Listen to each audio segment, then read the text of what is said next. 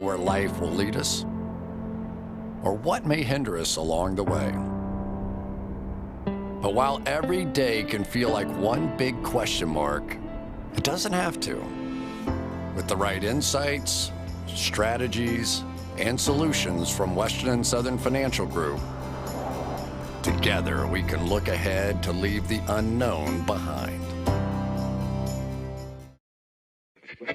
What's pro football focus doing? Last week they had Brady. This week they got Brady. We're literally doing it differently from everybody else. As a matter of fact, moving forward from this point on, I will not make reference to PFF. Do you not understand that they are that way because you're Joe Flacco? You just like to discredit things that people deserve credit for. That you can't possibly be expected to defend that. Talk about the game, Sam. So, who cares about what people think about us? Yeah, I like football, I like football season, all the things that go with it.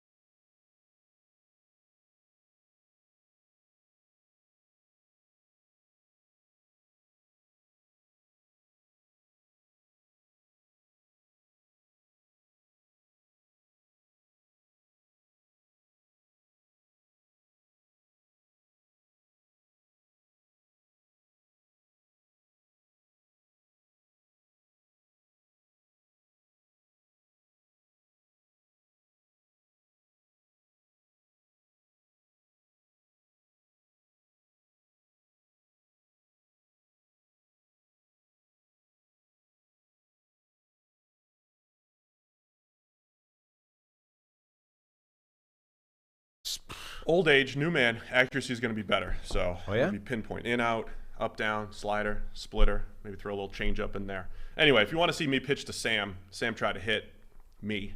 See what I got left here at 39 years old. You can donate. It's I'll tweet it out later today, Sam. It's his pinned tweet at PFF_Sam. Yep. And it's all for the animals. So have some fun.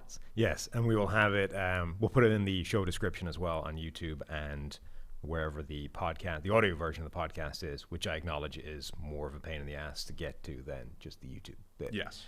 Still, it's not that hard to find. Go to the GoFundMe, donate money, see me get probably hit with a baseball unintentionally. All right, unintentionally for sure. I would never hit you on purpose. I don't think you could hit me on purpose. I'm way more concerned about you accidentally fly doing your it. front shoulder. Actually, you know what? One time I was supposed to hit somebody on purpose. I missed him twice, and it was like, all right, you ruin the moment of like, hey, I'm about to start a brawl with you. You just kind of ruin it when everybody knows. Right.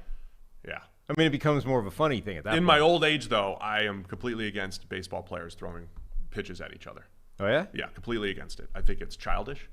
I think it's unnecessary. Firing a baseball at somebody because you're mad. Because it's usually for something stupid.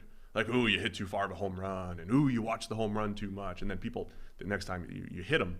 And in my old age, I think it's childish and stupid. Well, that part's stupid. But what if it's like for a good reason? Like, what if the guy's just a dick? Yeah, every now and again. Maybe. Pick your spots, though. Not for the reasons that are usually out there. That was the fun thing about, like, rugby and soccer is that there's always a moment where a guy's just being a pain in the ass. And you're like, well, okay, fine. Yeah. and you can Did you know I've got a ball and I'm dish out a little bit of pain. All right, let's get into all the action here. We previewed Thursday Night Football yesterday on our midweek show. Don't forget, we're doing that extra Wednesday show, YouTube and audio.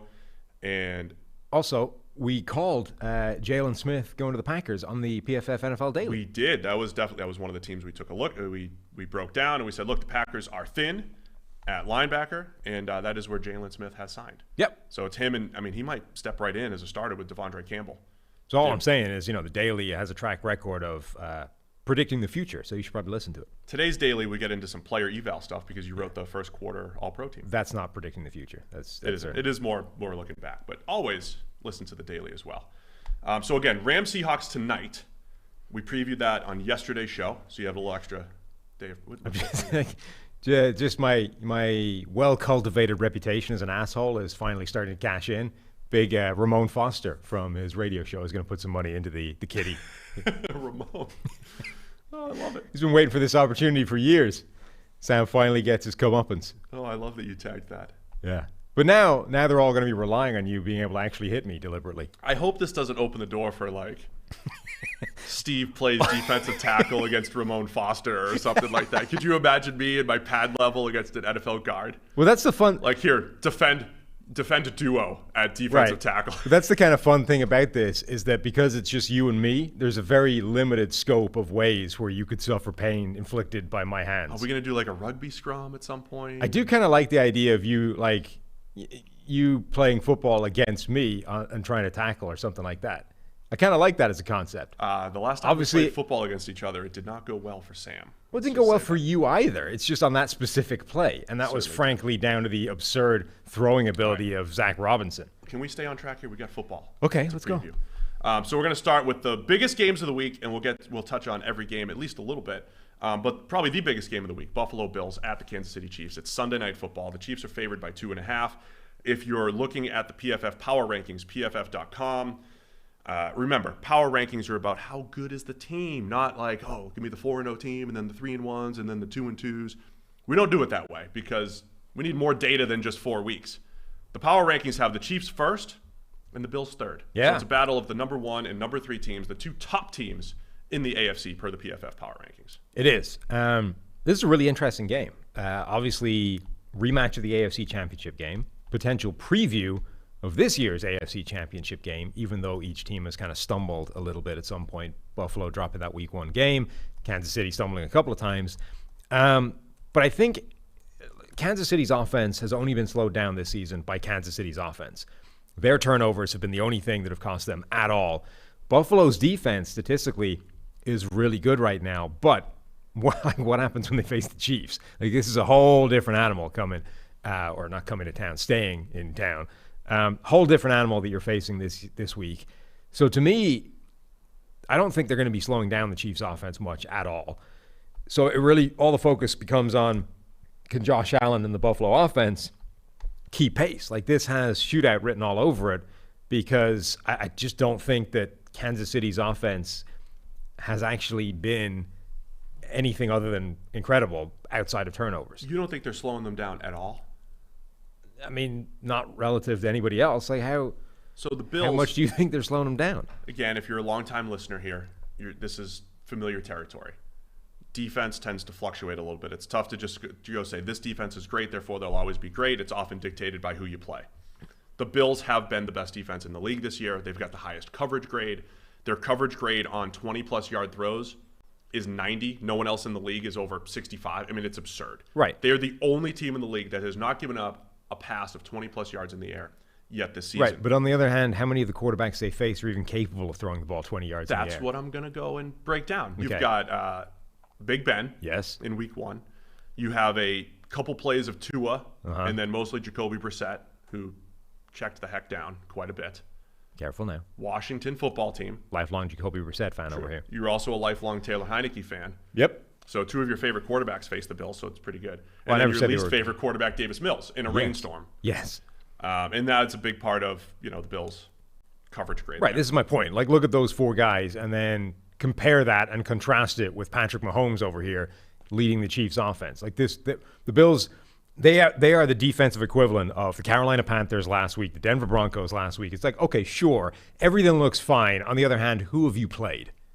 Yeah, it's a fair question. And our guy Timo, part of the R&D team over here, he had a tweet the other day that kind of sums up the NFL. The Chiefs have the number 32 ranked defense, depending on, in a lot of ways, the way you want to look at it. I mean, I don't know where they are in yards, but I think every way you break it down, the Chiefs are among the worst, right? But the Chiefs are still number one in our power rankings because offense dictates the action, right? And there's a history. First off, there's a history of their defense being a little bit better than they've been now with the same players. And but there's a history of Kansas City's offensive success. And they face a real gauntlet of offenses. They have. Like, if anything, so this is a game where Buffalo's defense is being skewed positive by the fact that they haven't played anybody, and Kansas City's defense is being skewed negative by the fact that they've played a lot of pretty good offenses. But they've still been extremely efficient. Yes. Patrick Mahomes, grade-wise, isn't outstanding yet. He's number 11 in our grade so far, but he still has just your traditional numbers, 119.6 passer rating, in part because you've got your schemed-up touchdowns and all. He's got 14 touchdowns. No one else has more than 11, right? I mean, they're still moving the ball quite a bit. I think it's a matter of, again, this year Mahomes has 4 interceptions. Last year he had 1 through week 10. It's those couple turnovers. But that's a Chiefs game, right? It's like if you can make a stop or 2 or 3, you're in the game potentially. And what Buffalo did last year, let's go back to their game last year because we cited this quite a bit. Remember last year the Chiefs ran for over 200 yards against the Bills. They played around the same time of the season. And the Bills were playing light box and really inviting the Chiefs to run, which is a pretty common strategy against pass first teams. Are we going to see that again? Because I think the Chiefs, they kept them under 30. The Bills just didn't score enough points in that game. But that was the strategy, right? It was the old Bill Belichick, Thurman Thomas thing. If Thurman gets 100 yards, we're going to win this game. The Giants, the Super Bowl in 1991. Will the Bills play this the same way? I think it should be. That should be their strategy. Like, minimize the damage that Mahomes is doing by inviting them to hand the ball off as many times as humanly possible, and then trying to keep that, at 6 yards a carry as opposed to 8.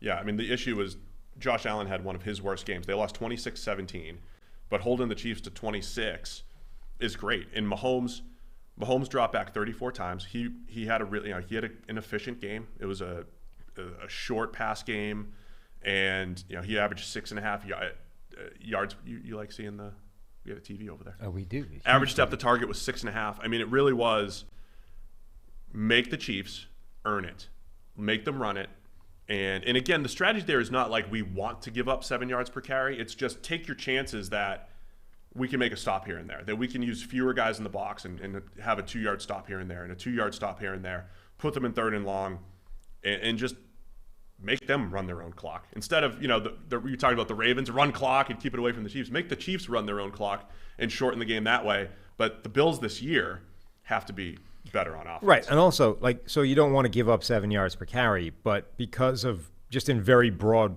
brush strokes terms, you get up to 7 yards a carry before it's as efficient as the passing game. Like, Mahomes right now is averaging 8.5 yards per attempt. Right, and he never gets sacked, so you're not getting a lot of those negative plays in there. So you can give up a lot on the ground in terms of averages before you get anywhere near what they're averaging in the pass game. So, yeah, you don't want to give up 7 yards per carry. On the other hand, if you did and they ran the ball every single time, it would still be, just in average terms, less efficient or less productive than if they were passing the ball every single time. Now, obviously, it doesn't break down that way because of the way it runs for 0 yards and then 28 and all those kinds of things. But this is the point, that the run game is significantly less efficient than the passing game. So particularly for a team like Kansas City. So if you can trap them into or sucker them into skewing more in that direction, you are making that offense less efficient, even if you are giving up more than you would typically give up. So I don't believe that defense doesn't matter the way it's been cited by people over here. Again, the point there is that when you have a team like the Bills, expect regression, expect them to be a little bit worse. I do think the Bills, again, they have not given up a pass beyond 20 yards. I do think that's part of the Bills' DNA. It wasn't great last year, but since Sean McDermott has been here, they have 3 top 10 finishes in PFF coverage grade. Last year was not nearly as good.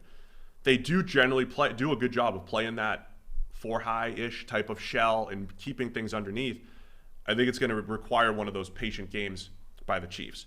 On the other hand, on the other side of the ball, the Chiefs, just grading-wise, it is their second worst overall grade, PFF grade, their defense.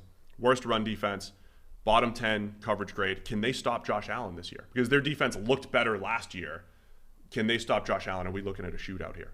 Yeah, I think that's the big question. The Bills defense does a good job of keeping things in front of them. On the other hand, in the AFC Championship game, Tyreek Hill had a 71-yarder. Like, I would be reasonably confident that the Chiefs will get a play above 20 yards on them. By the way, I've been citing their first matchup too much, from last year. Their regular season matchup is what I've been citing the most part. Of course, the Chiefs did a much better job in their second matchup in the AFC Championship, and it wasn't really a close game. But. To me, it's all about Josh Allen, the Bills' offense. I do think that the Kansas City's offense is going to fairly well run or dominate the Bills' defense because they do it to everybody. And if they don't turn the ball over a ton, they're going to put up a ton of yards, ton of points, and then it's a case of can Josh Allen and the Bills' offense match them, and that's the game. So what do you think? Kansas City. They're only favored by 2.5. I hammer that. They're going to win. They're going to win by more than 2.5. It's not going to be that close. Do you think there's any signal in the Bills' defense being this good? This good? No. Good, sure. Because if they can limit Kansas City to the 20s. I mean, we only have them. They are ranked 5th in terms of PFF's ELO rankings for a defense, given the teams that they face. Like, they are a good defense. They are top 10. They're not good enough to stop an offense like the Chiefs because the best defenses in the NFL aren't good enough to stop the Chiefs. Like, we are going to see a version of that Denver game, the Carolina game, where we're going to see how powerful strength of competition is. Yeah, you're going from Davis Mills to Patrick Mahomes. I think I'm getting suckered in. I think the Bills are going to I think they're going to surprise some people, even in Kansas City on Sunday night. Okay. Well, Josh Allen apologist now. I am. You should have worn the jersey today. I should have. I wore it yesterday. I wore the Josh Allen jersey yesterday. So I'm going to go the Bills to cover the 2.5. I think they might even pull the upset here. Might? Come on. Bills win. Bills pull the upset on Sunday Night Football. Again, battle of number 1 versus number 3 in the PFF power rankings, which take into account more than just the first 4 games of the season. You know what else takes in more than just the first 4 games of the season? What's that, Steve? Manscaped. What do they take in? Your balls, apparently. Okay. And they take care of them. It's football season. You know what that means. It's time to go for 2 here with the sponsors of today's show. It's Manscaped. They're blitzing through hairs.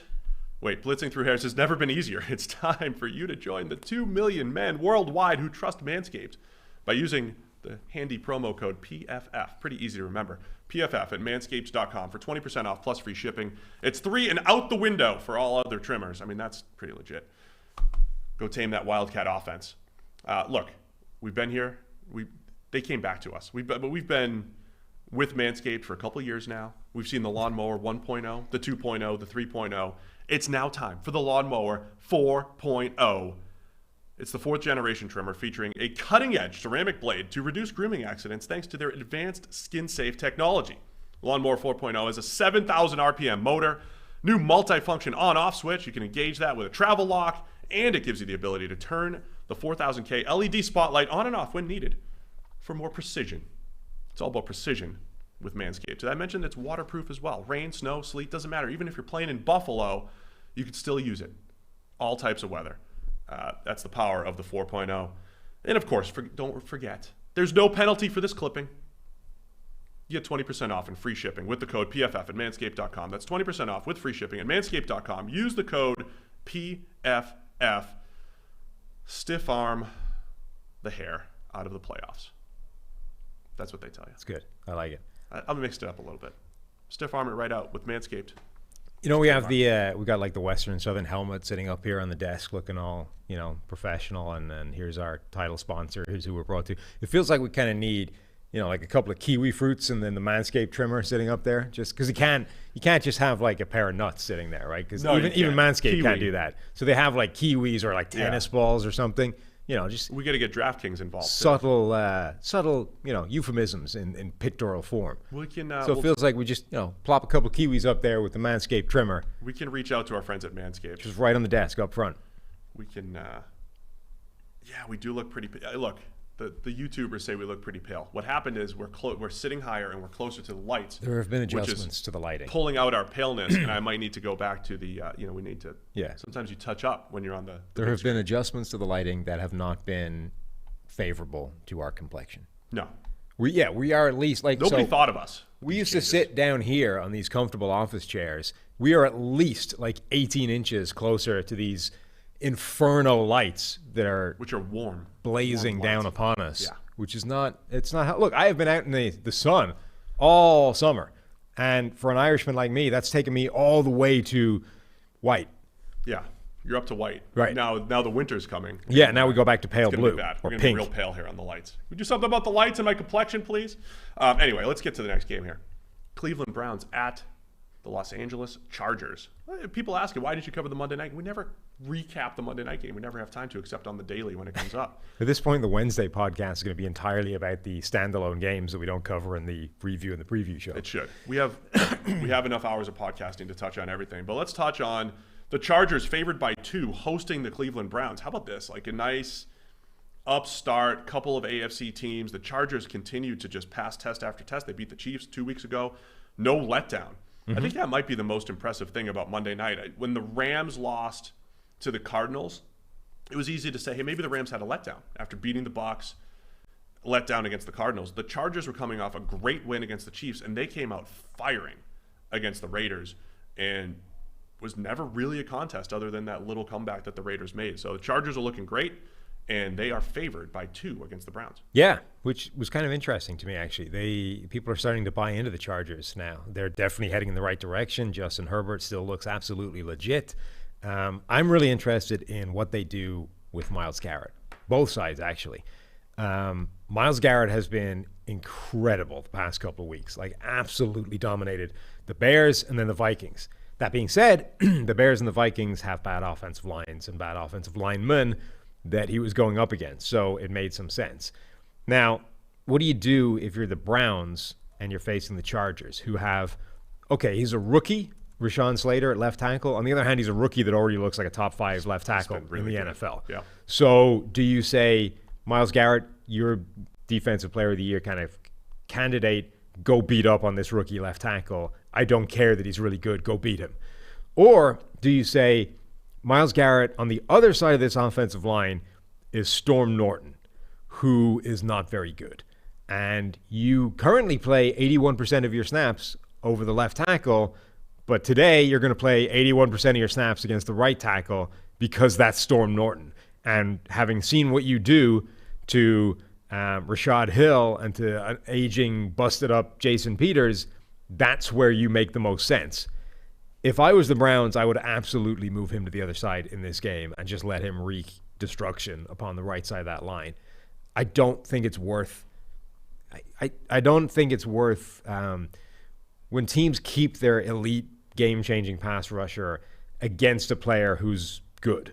It just seems like a waste to me. I understand that, like in theory, he's good enough to beat that guy as well, but we know he's good enough to destroy the other dude. So why not make that matchup a thing every single snap? Yeah, it's actually one of the interesting things about, for years, people thought that left tackles had it harder than the right tackle because they're protecting the blind side and because they're facing the perceived Lawrence Taylor position.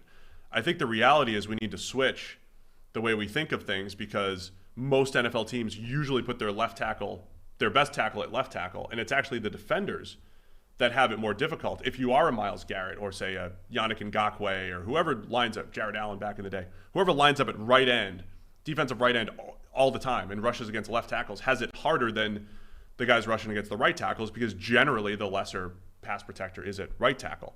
So that puts the onus on the defense when you have a Myles Garrett to say, let's go dominate the right tackle in a given game. And the Bears, the Browns have dabbled with moving him inside a touch. I think he has the ability to do that. I don't think everybody does. I don't think every edge can just win against guards. I think you can move Garrett anywhere, and there's still some more creativity there. But I also think having, Jadeveon Clowney's had a nice season. Malik Jackson's been solid. Tack McKinley's been a good player on 100. He's rushed the passer 82 times. They've gotten good contributions from him. They're kind of deep as far as what they're trotting out there as far as pass rush goes, and especially over these last couple weeks, the Browns' defense, I think, starting to come together. And that was the big question, right? All these new pieces, how are they going to fit? The Browns are starting to figure it out. Yeah, and look, you can make the argument that if Storm Norton is that bad, Jadeveon Clowney is going to have a field day as well, and you don't need to move Myles Garrett around. On the other hand, I just think having seen what Garrett does to bad players in the last couple of weeks, or substandard pass blockers, it just makes too much sense to exploit that matchup.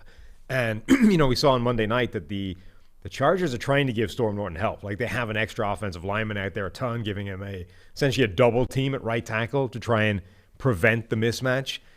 But like, that should be something that the Browns are zeroing in on to try, because the Chargers have done a great job at improving the offensive line in front of Justin Herbert. He's only under pressure like 25% of the time this season. 4/5 of that offensive line are in great shape, but the fifth is a major weakness. Well, that's the other question about that tactic, right? Do you feel like you're wasting Myles Garrett if you're forcing double teams every time? No, because that's good. Like, that's a beneficial thing. That's like the idea of, if I've taken away a number one wide receiver with a cornerback, is that like, should I have him, dominating something? No, like, if you force the team to double team this guy with a sixth offensive lineman like every play, that's huge. At the same time, no, Jadeveon Clowney's questionable. He got banged up last week, I believe it was. He's questionable, but if he's out there, like, isn't Clowney against Storm Norton?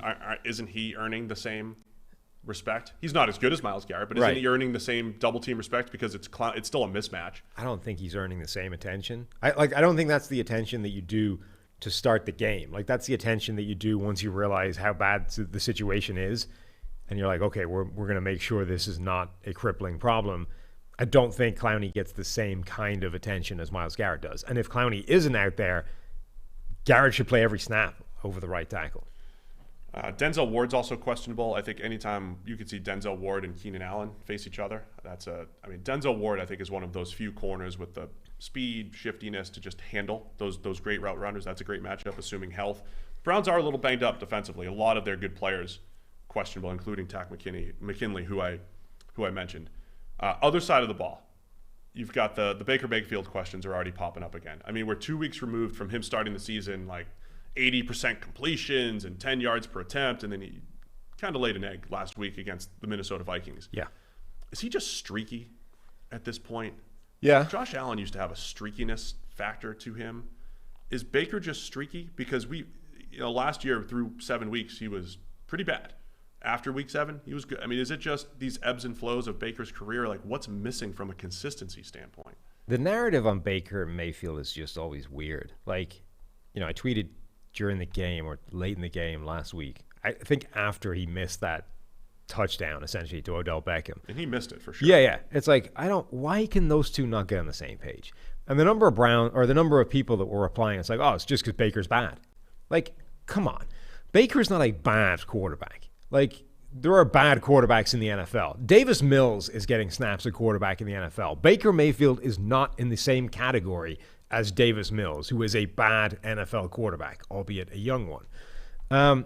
Baker Mayfield, I think where he actually is still indeterminate. We don't know where he is in this ranking, in this pantheon of quarterbacks, in this Matt Ryan inflection point line. We have no idea yet where Baker Mayfield is. But to just say he's a bad quarterback, and then when games like this pop up, it's like, see, told you. I don't understand what you're doing there. Like, you're willfully ignoring most of the evidence if you're of that opinion. Baker Mayfield does, though, appear to have some major inconsistencies in his game, where most of the time he's pretty good. There's still, even when he's really good, there's a little bit missing, like those plays here and there that really great quarterbacks just don't make. But then every now and again he has a game like that where it's like, why were you that bad? There's no real reason for it. You can make the point that, hey, both these defenses essentially face the same offense in practice every week. But on the other hand, in season, they kind of don't, because you're going up against the scout team who's showing you the other team's offense. Like, you are preparing against your defense, but you're not preparing against your defense running your scheme the way you are in, training camp. It's different. Right, It's not the same thing. So the idea that like the Vikings and the Browns defense has shut the other offense down because all they've been doing is practicing against their offense. That doesn't really hold up. Though there's some familiarity with. There is, but it's not like that's all you're seeing. No, but when I think there's definitely an advantage when you're when you're facing an offense that you're familiar with, because you can like lead them down a path. Like, I know if I show this look, they're going to do that. And that's I think where the advantage comes from. Either way, I mean, look, is it an overrated narrative that OBJ's back and things seem off a little bit again with Baker, that we still have more to see there? All I know is it's going to be challenging against this Chargers defense that they've allowed 3 completions on 20-plus yard throws. That's second best in the league. And then I don't want to gloss over Justin Herbert here. By the way, the one more point about Baker is, remember the week before last game, he got drilled into the turf and dislocated his shoulder, popped it back in, had to go get a brace and then play on. Okay, it's the non-throwing shoulder for whatever that's worth. Your glove hand, though. It's your glove hand. It's your glove hand, right. Yeah.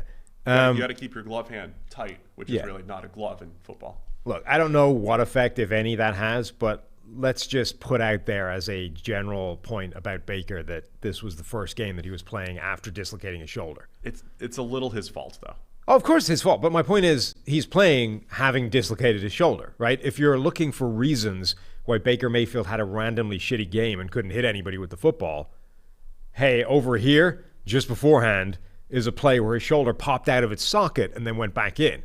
I'm not saying one caused the other, but I'm saying at the very minimum we should raise that as a thing and say maybe that has something to do with it. Yeah, it certainly could be. But it's another big test in the Baker development. And this is an AFC. I mean, both teams are going to have challenges to win their respective divisions, right? The Browns have to battle the Ravens and the Bengals.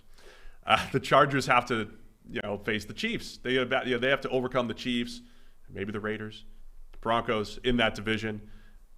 These two teams might be wild card teams, and this game ends up becoming a home field advantage. Not a home field advantage, but just a play. I mean, it's a battle for the playoffs. It's a huge game here in Week 5. We didn't talk enough about Justin Herbert, our number 3 graded quarterback right now. He's been fantastic. Most impressive to me, second lowest percentage of uncatchable passes. Third lowest percentage of uncatchable passes at 5+ yards. I mean, he's just not missing throws. And it's for a guy who has special throw ability, laser beams and hitting targets you're not supposed to hit. It's really, like we've described Mahomes in the past, it's really the lack of mistakes and misses that should be most impressive about Herbert.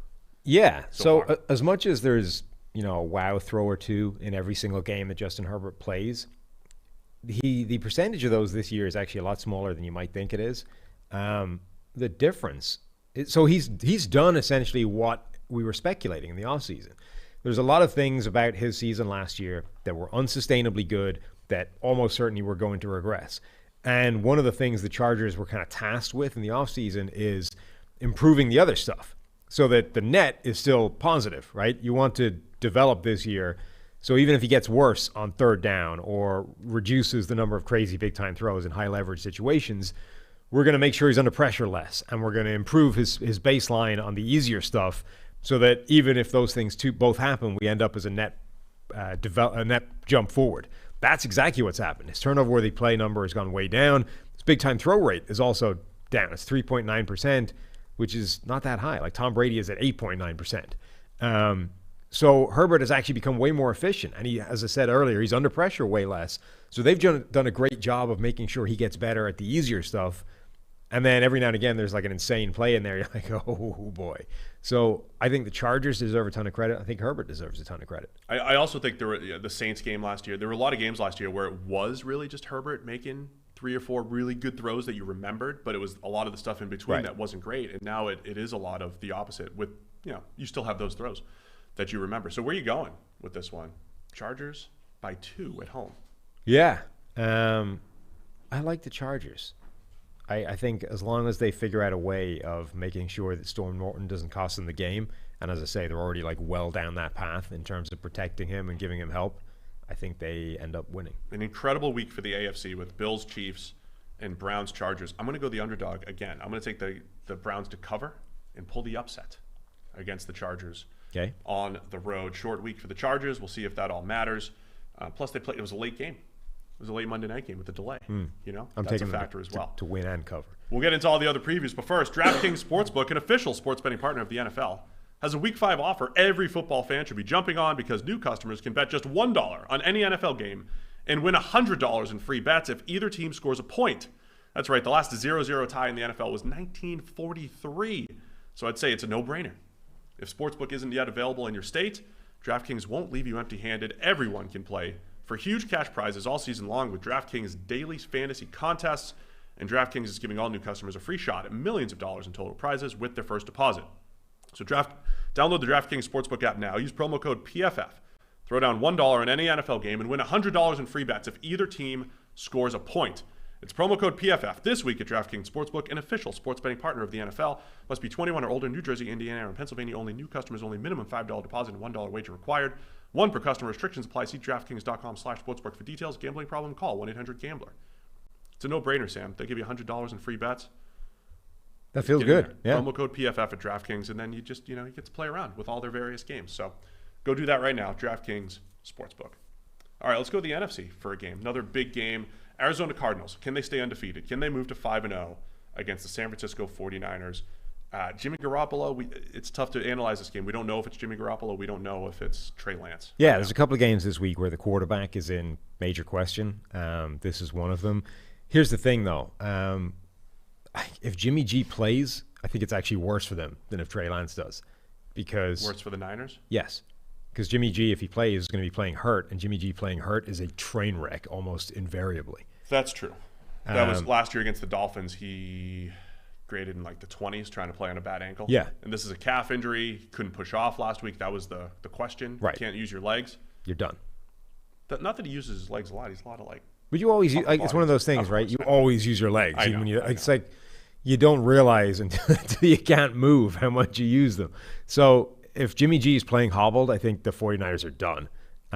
If he's not playing and Trey Lance comes in, that becomes way more fascinating because obviously the Trey Lance offense is going to look different to the Jimmy Garoppolo offense. They're going to, be using him a ton on the ground. It's going to be a run-heavy system.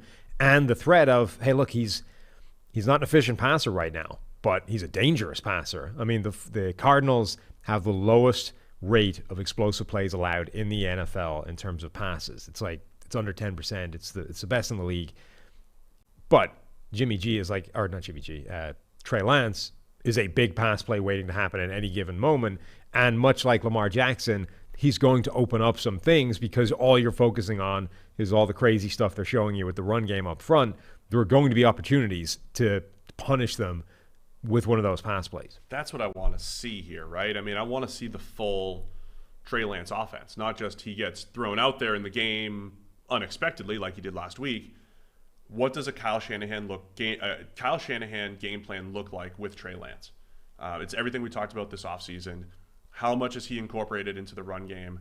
How much is it zone read, but also power and counter? And now defenses, again, what a Trey Lance does is puts so much pressure on your linebackers, your safeties when they've got run fits to worry about, so much pressure on that second level of the defense. And Shanahan is as good as anybody at exploiting those, right? Mm-hmm. So that's certainly what I want to see is a full Trey Lance offense if it's him. And how much do I trust this Arizona defense? You mentioned they're not giving up explosive plays. Nothing on paper says that should be the case. They're doing some good things schematically.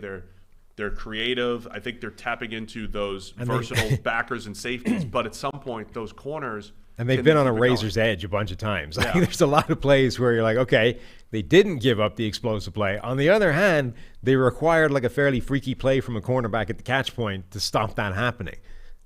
So, yeah, it does feel like that eventually the dam is going to burst and we're going to see them cough up a couple of big plays. As far as Arizona's offense goes, Kyler Murray, he's actually the number 3 overall graded quarterback. Herbert's got the number 3. Is it number 3 passing grade for Herbert? Yes. Kyler's number 3 overall because he also he's got the good run grade and the whole deal. Impressive improvement from Kyler Murray. I mean, we always joked. I always say it's not Madden. You don't just get better every year. But Kyler is on that trajectory where he was better last year. He's added to his game this year. He's completing 76% of his passes. Look, completion percentage can certainly be overrated, but he is throwing the ball down the field. He's throwing a seam route to Max Williams and all that stuff. That's going to stick with me because that is the part of the field that this offense just hasn't attacked. It is just the most well-rounded Cardinals, Cliff Kingsbury offense we've seen. His adjusted completion rate is up as well, like up 7 points from last year, and it was up a couple of percentage points from his first year as well. So that his career statistical breakdown almost across the board does fit into that nice, neat, linear progression. Get better, boom, we've arrived. The big difference in him this year versus last year is the percentage of wow plays, Steve. The percentage of the incredible plays that he makes where you're just like, okay, Kyler Murray. Let's hear what our fans. I was on Dan Patrick today. You were? Well, name dropping. Uh-huh. Dan was asking if we could track wow plays here at PFF. I said, don't worry, Dan. We've got big time throws. Yeah. Dan was like, Steve, maybe wow plays might be a little bit better. Didn't seem to satisfy him, the big time throw number. And I respect Dan. Big fan of Dan. The Big Show, Sports Center back in the day. Big fan of Dan Patrick. Respect his opinion. Mm-hmm.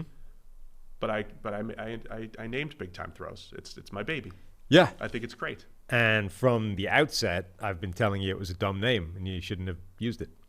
Should we pivot to wow plays? And now Dan has, the first time he's heard of it, he's like, that's ridiculous. Use wow plays. Let's see what the fans think. Okay. Big time throws or wow plays. What should we be doing? Also, while you're in there, give that thumbs up to the YouTube video. That's always helpful. That's why we keep going viral with these videos. People love them. Anyway, go ahead. Finish here. He's got the wow plays. So, yeah, he's got the wow plays. Big time throw rate, allegedly, has allegedly more than doubled. Like, his big time throw rate is through the roof. He's making an incredible bunch of plays. And as I say, one of the most impressive things is the variety of them. He's not just making the sort of same crazy run around, cause everybody problems in the backfield and then heave one play. He's making a wide variety of incredible throws and plays. And that's a big difference between where he was a year ago. It's a lot of the difference in grade, in addition to the fact that he has been more efficient, I think largely because that receiving group is better. The Cardinals also have the #1 pass blocking grade in the NFL. And I think through a couple of years, we've seen that the air raid does help a little bit as far as pass protection goes. But we're talking DJ Humphries played well, Justin Pugh. You mentioned on the show yesterday, they just gave Aaron Donald his lowest pass rushing grade of his career. So if Nick Bosa can't get pressure for the Niners, if the Niners can't get pressure up front, it's another game where I just don't think the Niners have the horses to cover what Arizona's throwing out there. So I think Arizona's regression either comes from Kyler just coming back down to earth a little bit, right? Because he's playing great, but can he keep it up? Kyler comes back down to earth, or the secondary comes back down to earth, and I just don't know if this is the week. Yeah, I mean, I don't like their chances of slowing down Arizona that much at all. So a lot of pressure becomes on their offense, whoever the quarterback is. I think if Jimmy G is under pressure to carry this team whilst being hobbled, like I say, it's not even a contest. Trey Lance under pressure to keep pace becomes more interesting, particularly if they get down and they have to, the temptation will be to abandon the run game, which is going to be what the entire offense is built off if you're running a Trey Lance offense. So that becomes an interesting thing to watch. I just don't like the 49ers' chances in this game generally. It doesn't feel like a good matchup. I feel like Trey Lance gives you that ceiling, though. Yeah. Like, if he starts, are we going to be seeing this thing where he goes 10 carries for 95 yards, maybe only completes 50% of his passes, but it's, they're chunk plays because it's coming off a play action, and before you know it, it's, Arizona 31, Niners 28, or so. It's a close game, it's a shootout, and maybe the Niners don't come out on top, maybe they do, but it feels like this Trey Lance coming out party, or is he not ready for that? Like, I can envision this being his style, I just don't know if he's ready for it right now, or if this happens later in the year, or what. Another two important parts. Trent Williams and George Kittle are both questionable. Those are the two best run blockers on the 49ers. Yeah. Like, if you're running a Trey Lance offense and if you're planning on dominating on the ground, those are two pretty key parts to that if they're not playing. Especially both of them on the edge. Right. I mean, Kittle had some really good blocks against Bobby Wagner, best linebacker in the league last week. So, yeah, that is a big factor for the Niners because run blocking does matter in a what we assume a Trey Lance-centric offense is going to look like. I'll take Arizona. 5.5. It's a lot of points, but I'll take Arizona to win and cover. You sticking with another favorite here? Yeah, win and cover. All the favorites here. All right, great. All right, let's get to we're going to go through the rest of the games a little bit quicker and give you at least something to watch here. Chicago Bears at the Las Vegas Raiders. Finally, we get to see the Khalil Mack revenge game, right? The Khalil Mack revenge game. That's what you're taking away from this. Well, it's been like 4 years in the making. They haven't played. Yeah? I don't think they've played. Yeah? You think anybody cares anymore? No. I don't think Khalil Mack cares anymore. I think we should talk about Justin Fields for an hour again. Yeah, let's do that again. Because we haven't talked about Justin Fields already. Is this the biggest? If I'll read you the two numbers, and you let me know if this is the biggest surprise of the season. Okay. Number 1 pass rush grade, Las Vegas Raiders. Number 1 coverage grade, number 2 coverage grade, Las Vegas Raiders. Sure. Biggest surprise of the 2021 NFL season. Yeah. I mean, again, the Raiders pass rush is the Carolina defense, the Denver team, the Buffalo they have run up against some terrible offensive lines. So they're a hell of a lot better. I think that's unquestionable. But we don't know how much better. But this is a team that can scare that Chicago Bears offensive line, can cause them major problems. So, number one, the thing to watch in this game is just what is the game plan for Justin Fields? How do they go out there and try to put him in the best position to succeed? Because it's clear that Justin Fields has insane upside. The number of big-time throws, wow plays, that Justin Fields has in the course of a game, the percentage of them, just the magnitude and how special those plays can be, particularly when you start pairing them up with Darnell Mooney deep down the field. The ceiling for this offense is incredible. What he can do is fantastic. But we've already seen what happens when you put him up against a team like the Browns, who just overwhelmed that offensive line. You need to have a game plan to stop that happening again. Now, last week they run a bunch more 6- and 7-man protections. They haven't really tapped into him as a design rushing threat, though. There haven't been a ton of read option looks. There haven't been the things that most teams with a highly mobile quarterback do to protect him. Just scare a defense a little bit. Let's get them thinking about this sort of stuff. They haven't tapped into that much at all. They still don't have a ton in terms of quick game, short RPO stuff. It hasn't. There's not a ton of that stuff. So that's the thing to watch is just what is the game plan to help Justin Fields not drown, and then does the Vegas pass rush overwhelm Chicago's offensive line the way the Browns did? Yeah, I think the max protection stuff, I know we talked about this a lot a couple weeks ago. The max protection stuff, I think what that helps with is where Fields throws the ball well. He throws outside lane, throws those deep outs, comebacks. He throws those really well. He throws the deep crosser really well. So those generally are longer developing routes, and you got to give him some time. So that's where I think the max protect stuff helps a little bit. I don't know if quick game is really his game, because even he's been off a little bit. But what you need for a quarterback, if he's going to drop back 35 times, you need 10 to 15 plays that are easy, quote unquote easy. Those are your screens, those are your boots, those are your. I also just a little bit of quick game's not easy, so to speak, but it's your mental break in the passing game. I just need the ball out of his hands faster. You're just trying to induce it into. Yeah. My question from a Raiders standpoint is the most impressive thing is their pass rush grade that leads the NFL, where Max Crosby's been awesome and Yannick Ngakoue, and they've just gotten so many contributions that were unexpected. It's been with a 4-man rush this entire season. Yeah. Nobody's blitzing less. Because they face garbage offensive lines. Okay, fine. But nobody's blitzing less than the Raiders, right? What do they do strategically? Because Fields has struggled against the blitz. His passing grade is 38 against the blitz. It's 69 against no blitz. So do the Raiders come out of what they've been comfortable with and start sending 5-man pressures, which is generally what in that system, in the Gus Bradley, Seattle 3, if you're going to send pressure, it's 5-man pressure, which I hate in general unless they're with man coverage behind them. But, it's fire zone type of stuff that leaves some holes, but also puts the pressure on the quarterback to find that hole in the defense immediately.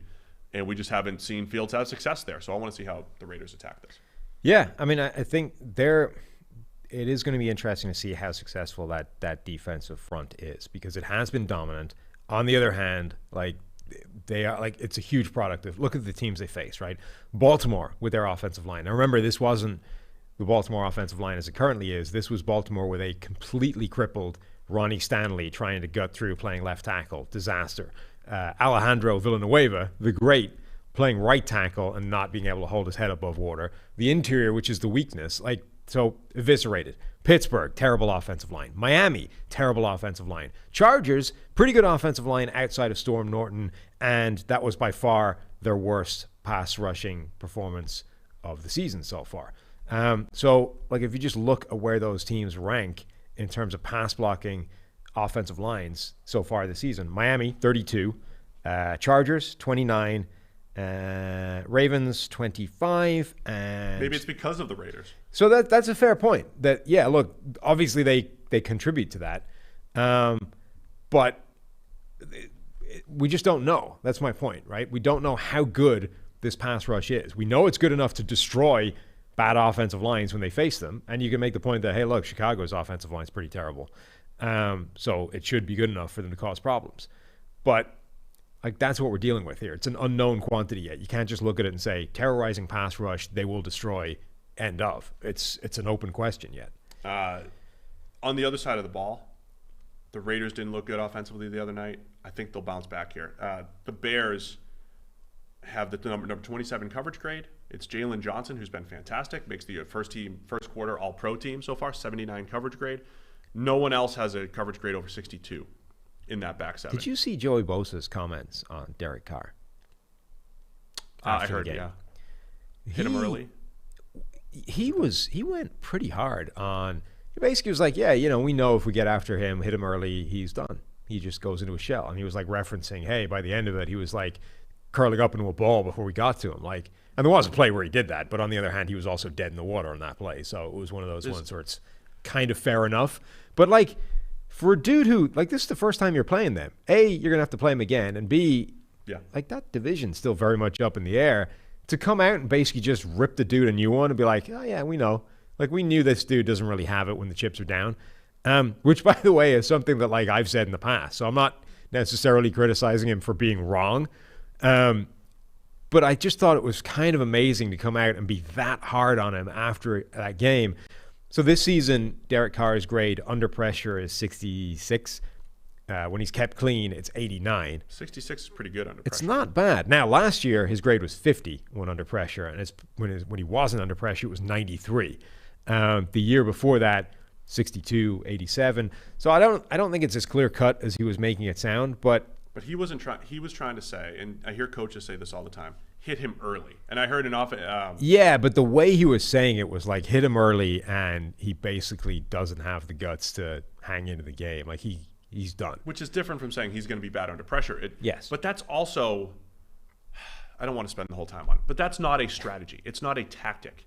It's not a tactic for a defensive line to say, win early. You know what? Just win your reps early on, and we'll win this game. That's not a strategy. You don't put that on the chalkboard and say, hey, guys, all we have to do is win these first two drives, and Derek Carr's going to curl up. It's like saying the way to beat Tom Brady is with a four-man rush.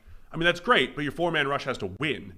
And they got to win 35, 40% of the time, which is not a strategy. That's a hope, right? So it's just this. I hear this all the time. Hit this quarterback early, and you'll take him out of the game. Great. First off, it's probably anecdotal, and it doesn't mean anything. Secondly, good luck executing it. Now, maybe the Chargers executed it, and it was fine for this week. But your point's the bulletin board material, huh? Yeah, I was just surprised. Look at you defending Derek Carr now. I was just surprised how, God, I hate this word. How disrespectful it was to an opposing quarterback who you're going to have to face again down the line. Yeah, maybe not wise. Anyway, where are you going? In this game? Yeah. Vegas by 5, man. Uh-huh.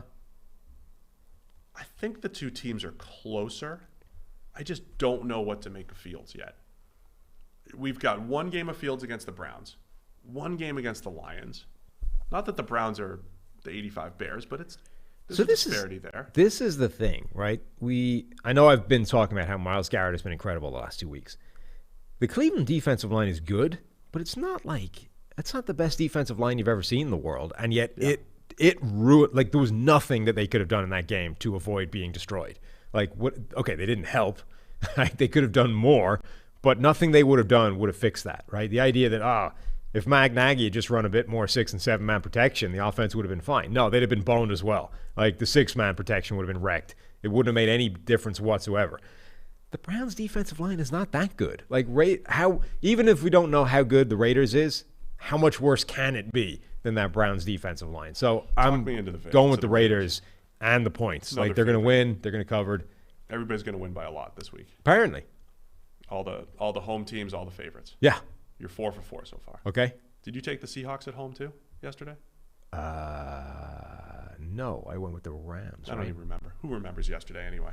Drop it in the comments. Let me know. All right, let's go. Monday Night Football. Colts at the Ravens. Colts got their first win last week. They're 1-3. The Ravens are 3-1. I think the matchup looked a little bit more attractive earlier in the season. Did we overrate the Colts, or is this just, a blip over these first few weeks and just some weird stuff with injuries and everything? I keep coming back to the fact that they have not had their offensive line yet this season. The lowest pass blocking grade in the NFL. Right. Just above the Dolphins. Yes. They were ranked number 1 by us. So, in fact, not the lowest. Just above. Just worse than the Dolphins. I have them the other way around. Why have you got them? Oh, really? Yeah. I have Miami dead ass last. You have the Colts are 31. Let me see. Maybe I just misremembered. It's the 10th of a percentage or 10th of a grading point. No, in premium? You must have a filter. No, I have them in ultimate, and I'm just looking at the offensive line. You're looking at all the protection. I'm looking at all pass blocking. See, I don't factor in the tight ends and receivers when I'm looking at offensive line pass blocking grade. So all pass blockers, Colts are last. Yes. Just offensive line. There you go. Second Dolphins to last. are last. Colts are second to last. Glad we're on the same There's an important discrepancy to get sorted out. Either way, it's bad. Yeah. And the thing is, they haven't had their starting 5 offensive line. Like you said, ranked in the top, was it 1 or 2? The top couple coming into the year. I still think that's when they have the 5, it's a really good offensive line. But if they don't have that, the point is fairly self-evident that they're screwed. So now you're going up against Baltimore and their pressure packages that we talked about on the show on Monday, how good a job they did of wrecking Denver's offense. Like, they're just in trouble because of that. Wentz is not amazing under pressure or against the blitz. He's got one good year against the blitz in his career. It wasn't even the 2017 season that was incredible. So the chances are, if Baltimore's getting a lot of pressure and if they're blitzing the crap out of him, Wentz is in trouble and the Colts offense is in trouble. And their defense is not really good enough to stop Baltimore. I so hear you again, the favorite again. In the week of picking the favorites and the points, I don't see how the Colts. 6.5. It's a lot of points for the Ravens. But this feels like a walk in the park for the Ravens. These two teams played a really good game last year. It was in the Dome in Indy. And I think it was Lamar. Lamar had a 9-yard run to kind of seal the deal. Mark Andrews had one of the better blocks of the year, leading it out in front. But it was a really good game. And it was the Indy last year was that team that played zone, did give up big plays, and just kind of, kept games close and the whole deal. I just don't see that with them right now. They're giving up big plays defensively. And that's what Baltimore's game has been. Lamar throwing the ball down the field, average depth of target, 2 yards longer than anybody else in the NFL so far. I feel like Baltimore has taken some injuries and some things that made people sour on them, but offset that by doing other things, like being more aggressive, throwing the ball down the field, tapping into their receivers' downfield ability a little bit more, whether it's Sammy Watkins or Marquise Brown, on top of having Lamar in the run game, even if the run game's been a little bit less efficient. I just like the way Baltimore is subtly adjusting. So I definitely like them to win. And I'll say they cover the 6.5 as well. For all those issues that we said. I'm on your bandwagon. I'm on your bandwagon here. Are you going to take Dallas to cover the 7 against the New York Giants? This is favorite week. That's what we're going. Giants and Cowboys. But you're a Daniel Jones guy. Right now. Yes. Because Giants fans don't seem to think that. They keep digging up a Will Greer tweet I had at draft time every week. You're a Daniel Jones guy now. Okay. So I think you're going to take this is going to be your first underdog. Giants getting 7 against the Cowboys. Yeah. It's time to start respecting Daniel Jones. It really is. Look, I know I disrespected the man at draft time, but let's look at the evidence. He is having a Kyler Murray type of linear, nice, neat progression throughout his career, getting better every single season. And because he plays with the Giants and they're not very good, nobody cares. Whereas Kyler Murray is at the 4-0 Arizona Cardinals, so we're talking MVP for Kyler, right? No, the issue is that the stats haven't matched up with what we're seeing on film. Overall grade, Kyler Murray, 87.6. Daniel Jones, 86.9. Passing grade, Daniel Jones, 88.0. Kyler Murray, 86.3. So the difference between the two is essentially Danny Dimes has fumbled the ball, whereas Kyler Murray hasn't. Even if you just restrict it to the rushing threat, Danny Dimes is out here like dominating guys on the ground, trucking Grady Jarrett at the goal line for a 2-point conversion. Daniel Jones is really good right now, and nobody's giving him the credit for it because his stats aren't even that bad. But they're not as good as we've got them as the number 2 quarterback in the league right now. Right. They're not that good. They're not that good, but they're not bad either. Like, you're not looking at this and saying, oh, this guy's no good. Whereas last year, it was like the dude had 12 touchdowns in an entire season. Dak had that in like 5 weeks. So Daniel Jones didn't look good relative to the stats. Here's the disconnect, right? If you go and look at who's got the most completions on 10-plus yard throws, Daniel Jones. 40 I think he has the best grade in the NFL on deep throws right now. Yeah, and he did that last year too, I believe. Yeah. He's up there.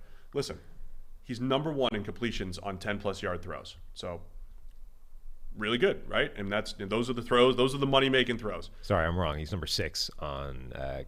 He might be 1 over the last 2 grade years. on deep. Yeah, that's probably what it is. So he's number 1 on 10-plus yard throws.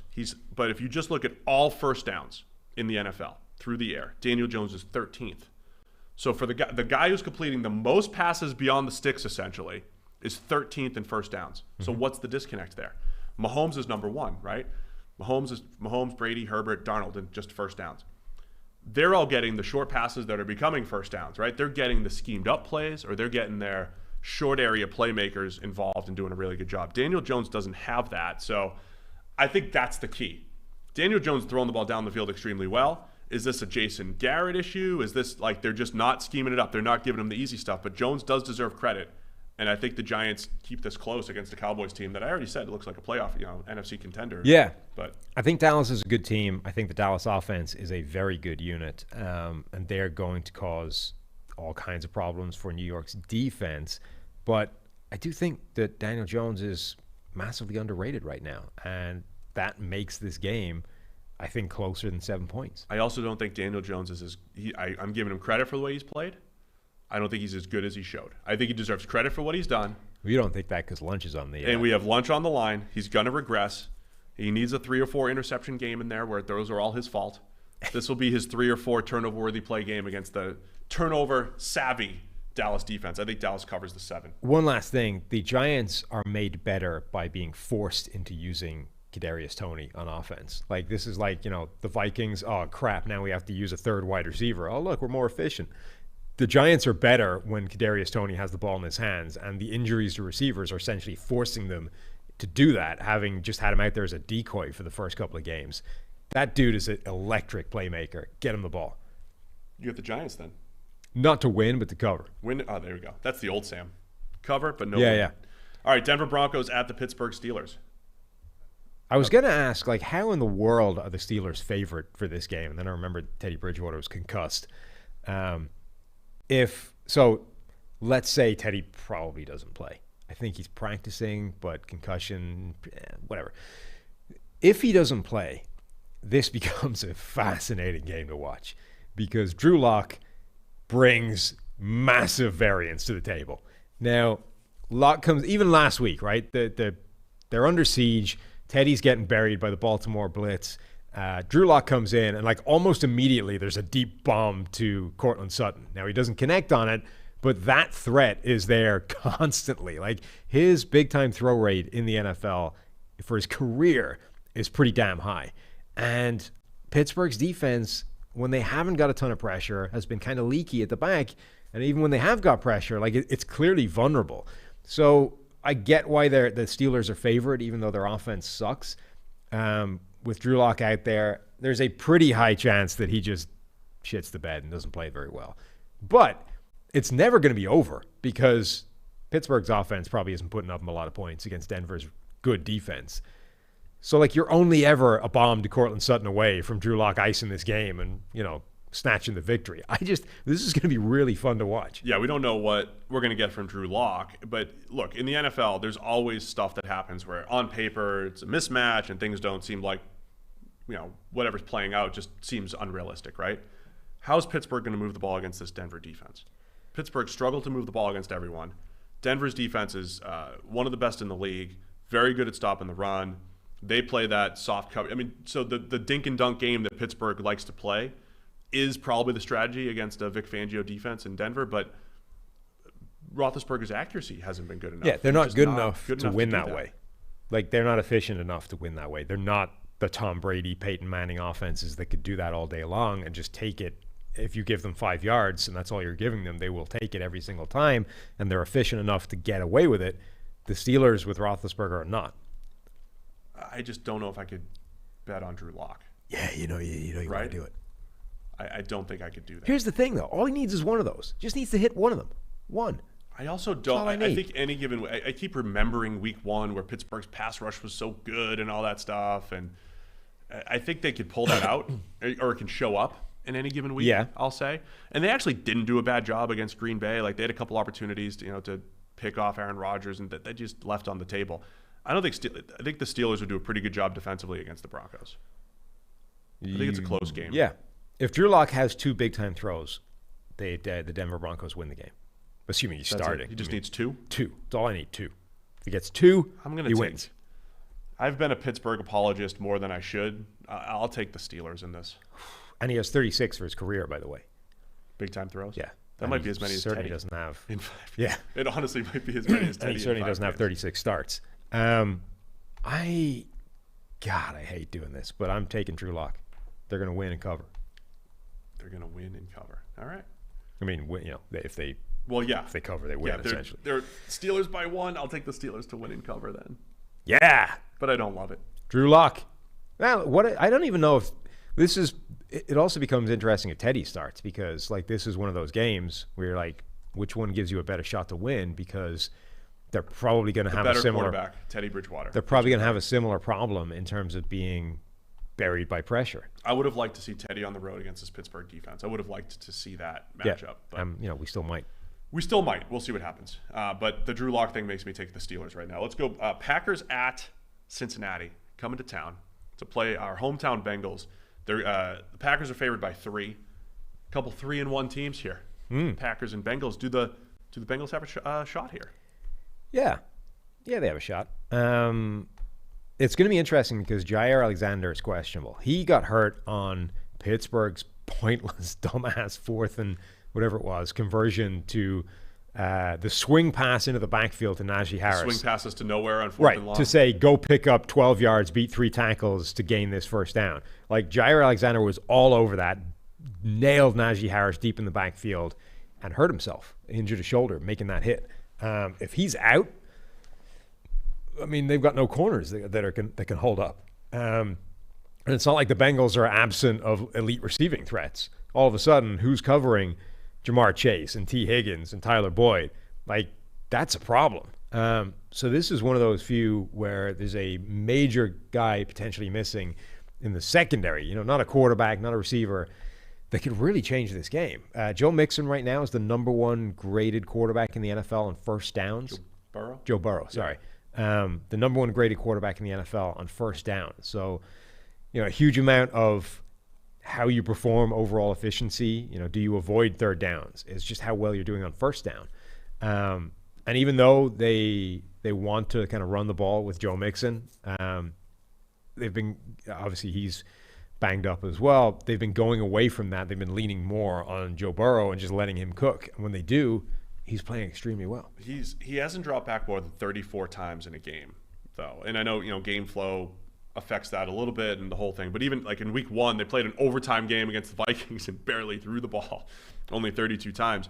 Is this the game? Like, if Jair is out, you just attack, because, yeah, you want the run game tied to the pass game and the whole thing. But Burrow's top 6 in our quarterback grades right now. He's coming off a great couple weeks against the Steelers and against the Jaguars.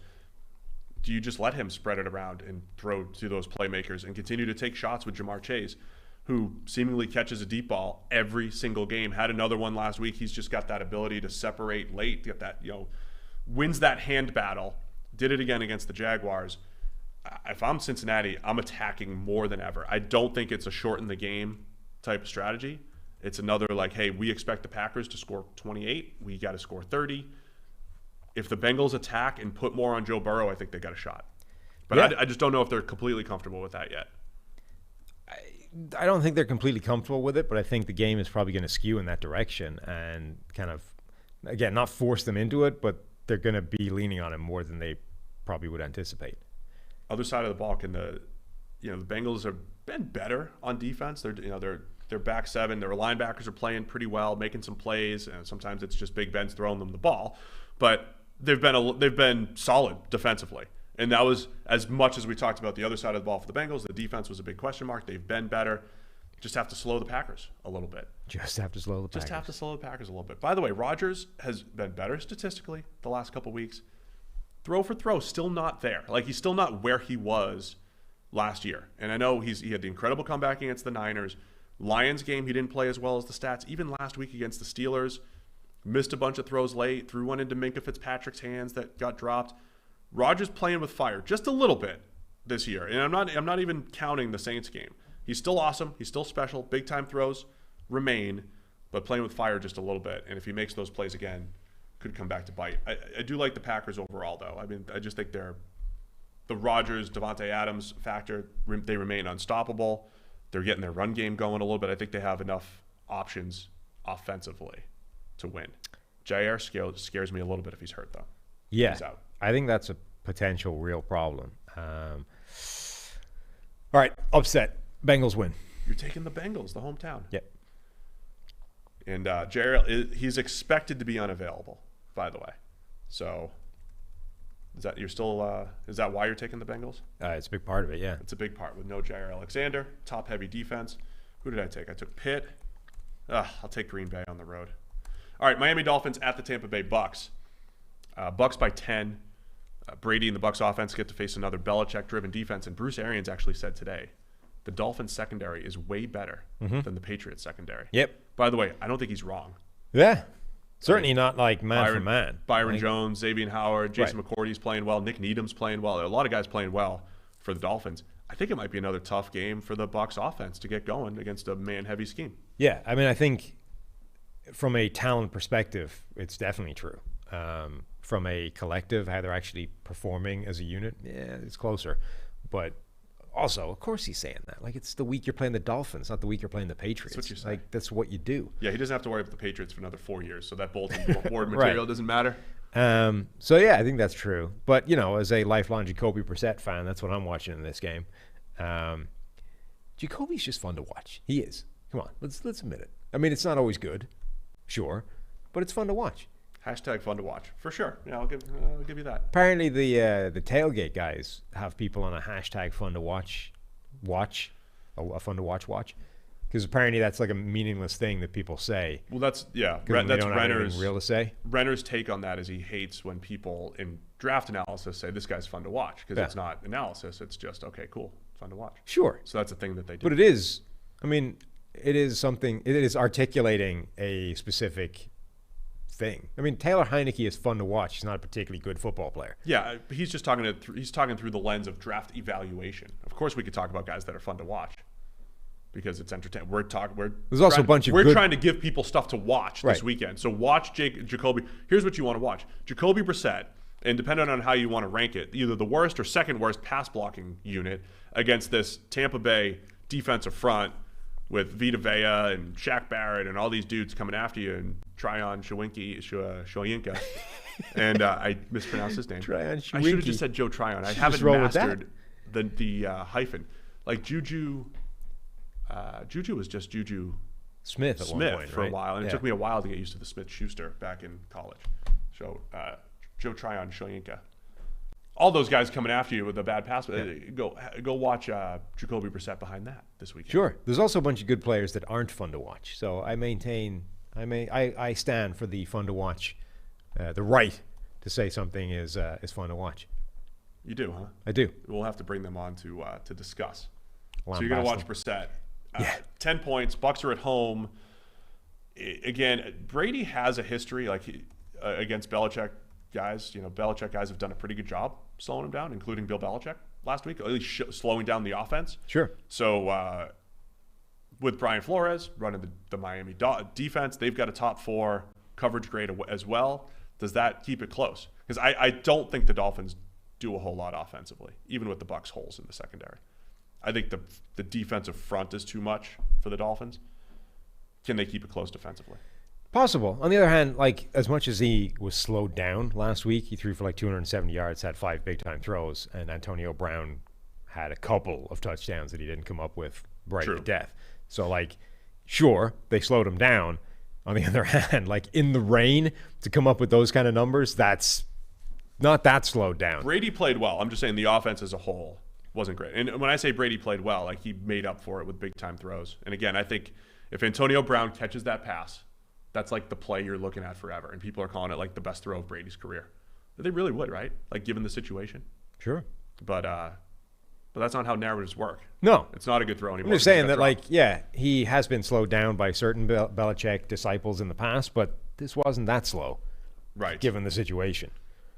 So you think Tampa Bay by 10, is that too much?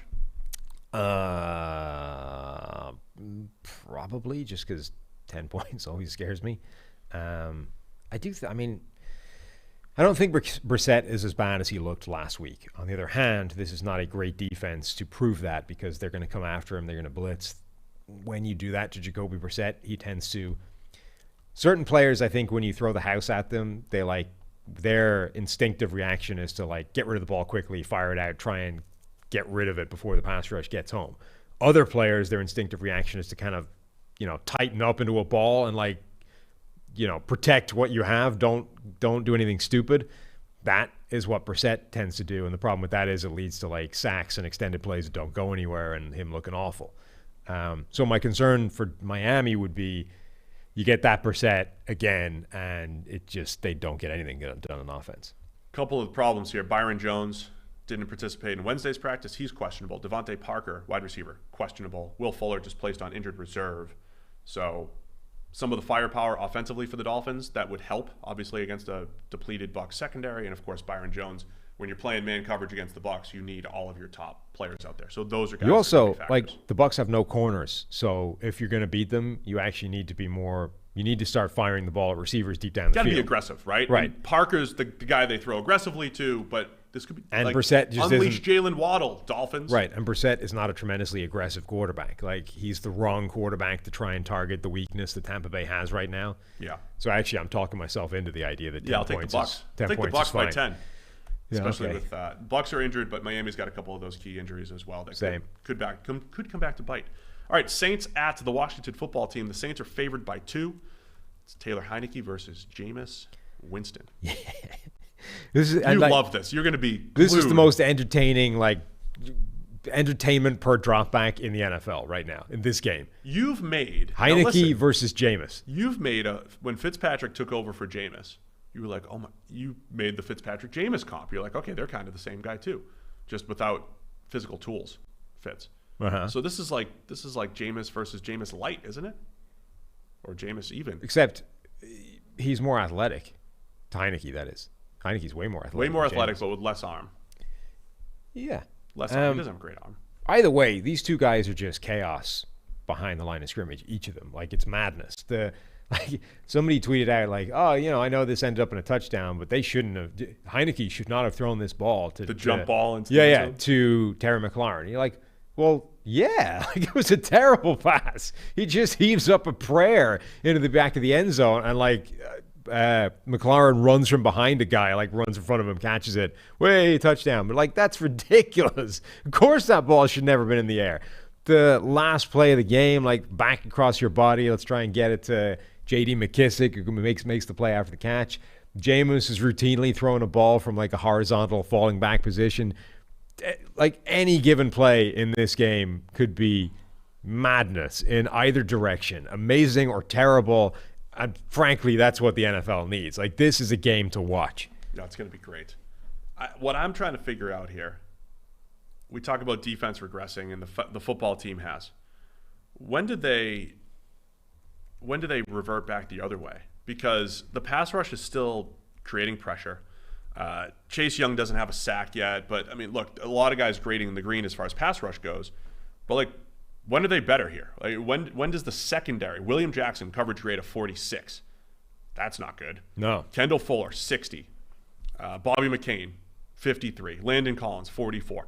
Those are all guys that have played good football, over the last couple of years. And part of the reason why people liked the football team, and talk about defensive regression or whatever, but I mean, you could still play good football. You could still play better football. They're just not there right now. So the pass rush is one of the best in the league from a pressure standpoint and the whole thing. They're not getting sacks, but they're creating some havoc, and they're not covering on the back end. So I think the football team defense has to get better at some point. They're as bad as it gets, giving up explosive plays no matter which way you slice it. Would it also surprise you that the Saints have the lowest pass rush grade in the NFL? No, but only because I saw it in your notes. Thanks. If I hadn't seen it in your notes, it might surprise me a lot more than that. I should keep my notes. Like hidden? Yeah, hidden notes so you didn't know. That surprised me. I mean, there's one of those things where it feels better than it's been.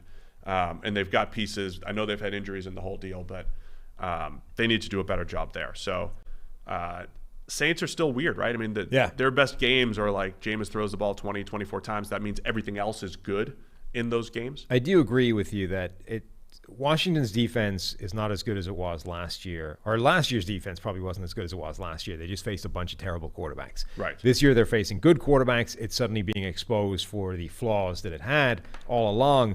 On the other hand, it's not as bad as it's looking right now. Like, there are some decent players getting torched in that defense. And at some point, it feels like that should swing back in their favor a little bit. They've got some bizarre numbers on defense in terms of things that are like at extremes that shouldn't really exist in that manner. And so far, when it has adjusted, it's adjusted against them. Like, they were the best tackling team in the NFL until last week, and then everybody forgot how to tackle, and it just got even worse. Like, at some point, one of these like extreme numbers has got to swing back in there, like positive regression for them, not negative regression. Yeah, right. I mean, I like this. I just think the Saints are a better overall team. I think they have the ability to win in different ways, and I somewhat trust Jameis more than I trust Heineke. How about that? Wow. I trust Jameis over Heineke. How dare you? The next time Heineke throws a Hail Mary in a non-Hail Mary situation, probably doesn't end up in a touchdown. That's the thing, if you want to talk about regression. So give me the Saints covering the 2 on the road against the football team. Yeah, probably. Yeah, I'd like to go with Washington, but their defense really sucks right now, so I'm not going to. I'm reading your notes for this next game, and I want to know what you're talking about here. Tennessee Titans at the Jacksonville Jaguars. What happened in the huddle? Oh, so yeah, Titans, when they end the practice or whatever, you break it down, win on 3, 1, 2, 3. The Jags broke the huddle with grind. Really? Grind on 3, 1, 2, 3, grind.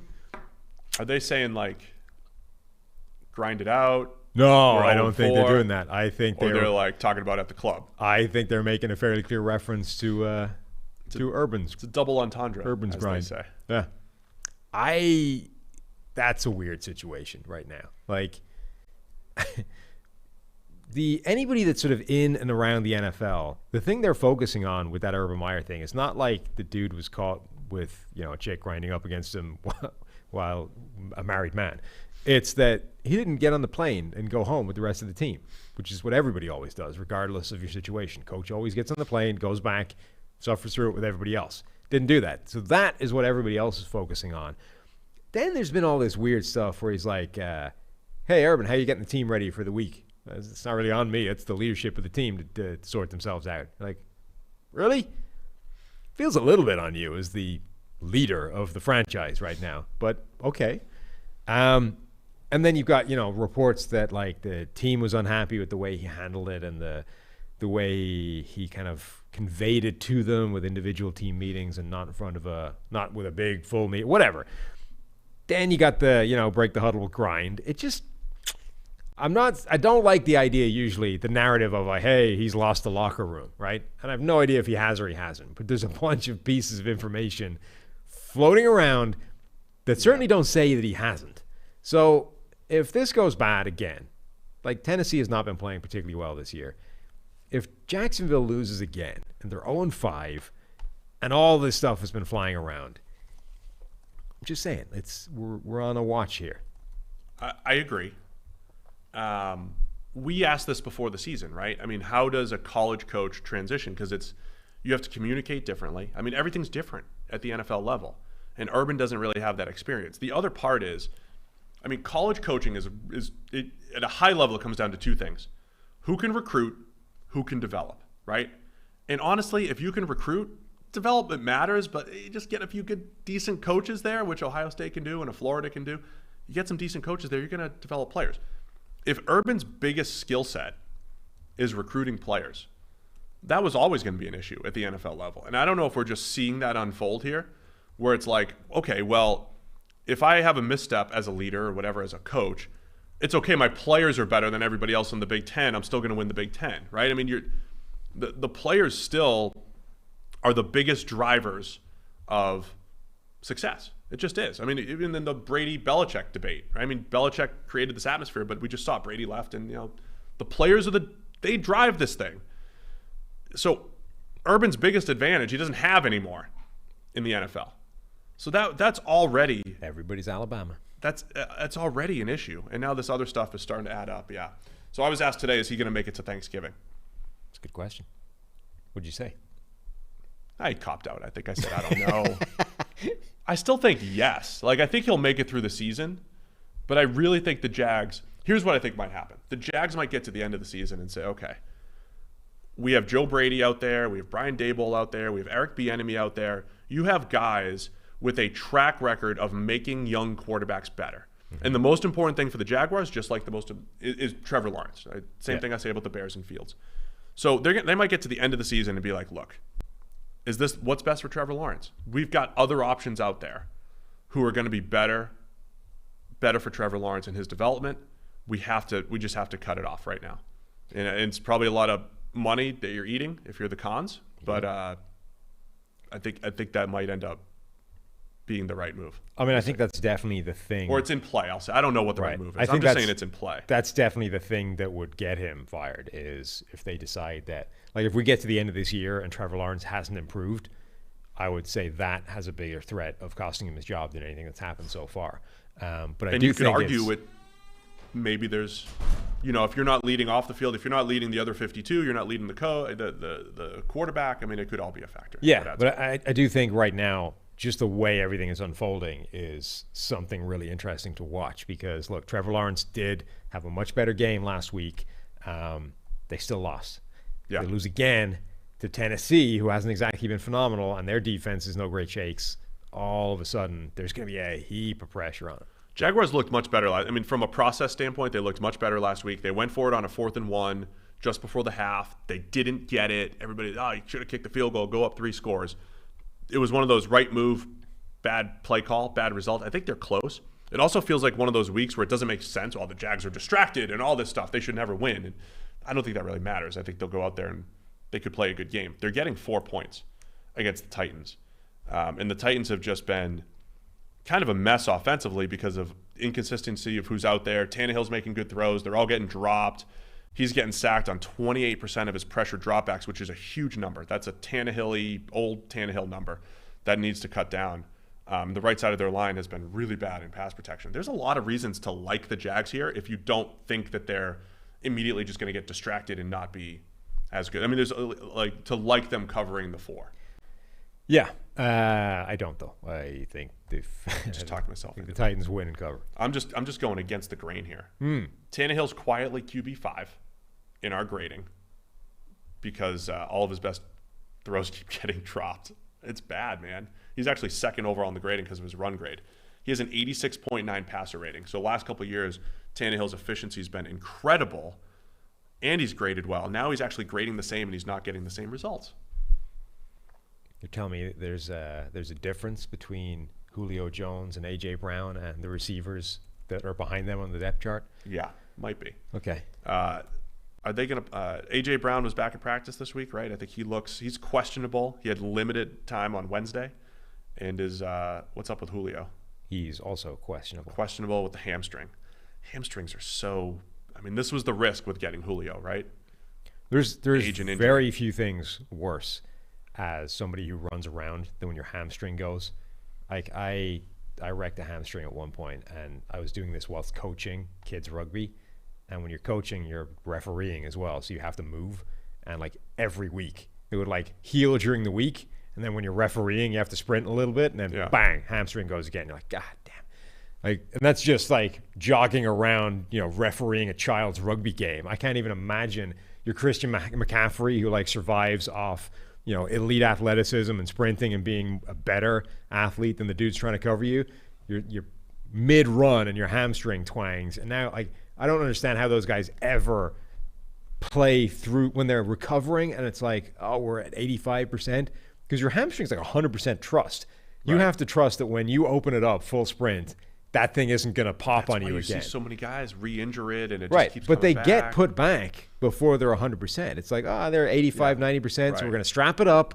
And you have to figure out how you take the top 10% off that. Because if you do go 100% full sprint, it's probably going to go again.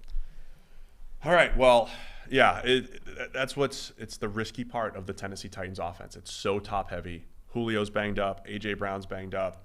It came back to bite last week. I'm taking the Jags, man. Nobody's believing in the Jags. No, I'm taking them to cover the 4. Okay. I do want to see this full Titans offense be here, though. The dudes got to come back. The dudes.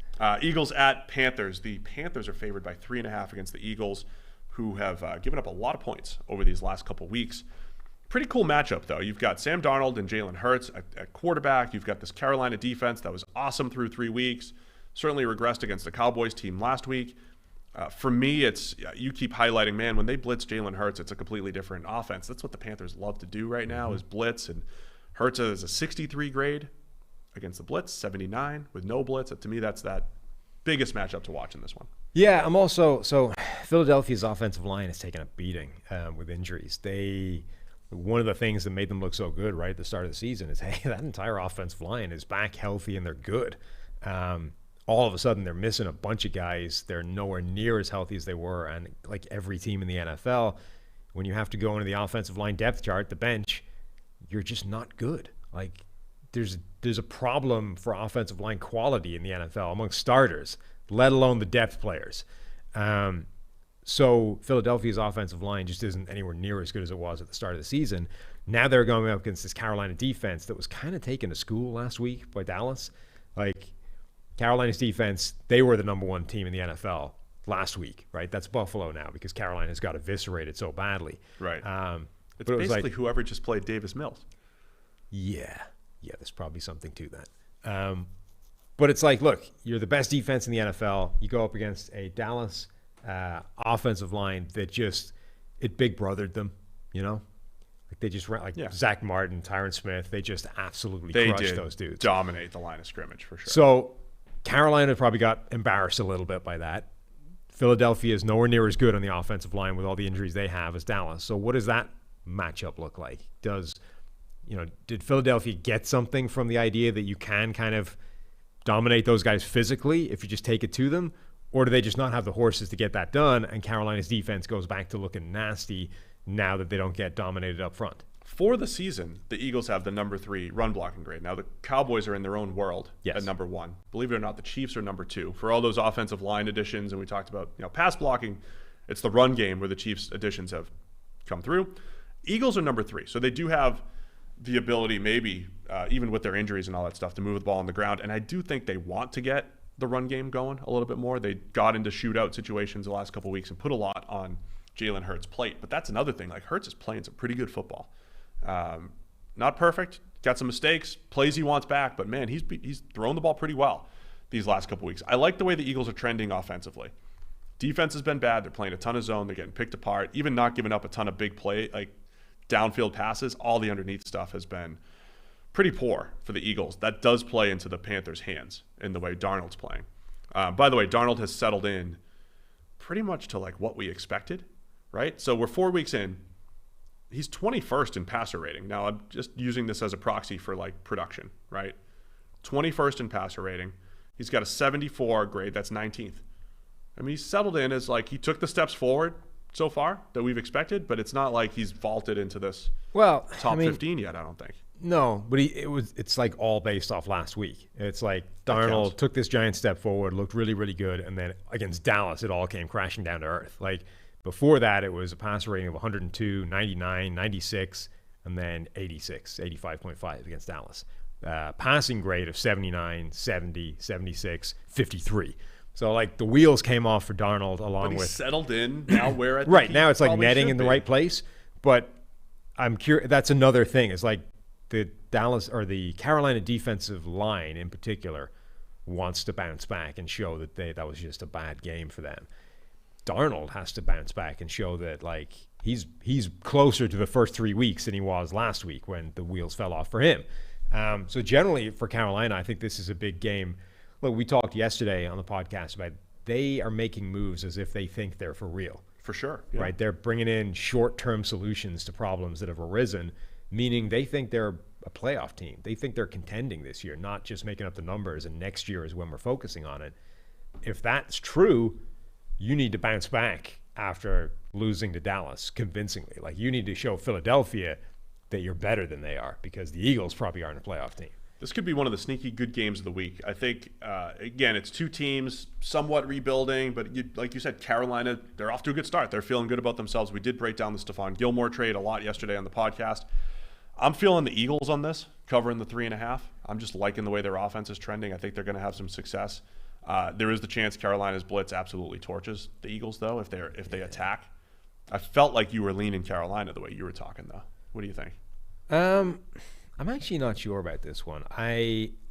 This could be a really interesting game for Devontae Smith as well, who, like, he's had a bumpy enough start to his career, but the separation, like his ability to run routes and get open, is still sick. The good stuff looks really good so It's far. still so slick at this level, and he has struggled a little bit with physicality. And, you know, if you were one of those people that was worried about the fact that he was 166 pounds, you're kind of feeling good about yourself so far. Like, Jamar Chase has been fantastic, and the thing that has prevented Devontae Smith from matching Jamar Chase the most so far has been that physicality difference.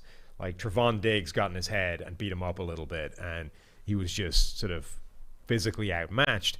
He's lost a couple of those deep passes. You know, in college, one of the things that made you sort of dismiss the 166 pounds thing is that he was mossing people a lot in college. Like, he played big. But he's been losing those contested catches so far this season. He's been bullied a little bit when running routes, but he is open a hell of a lot, a lot.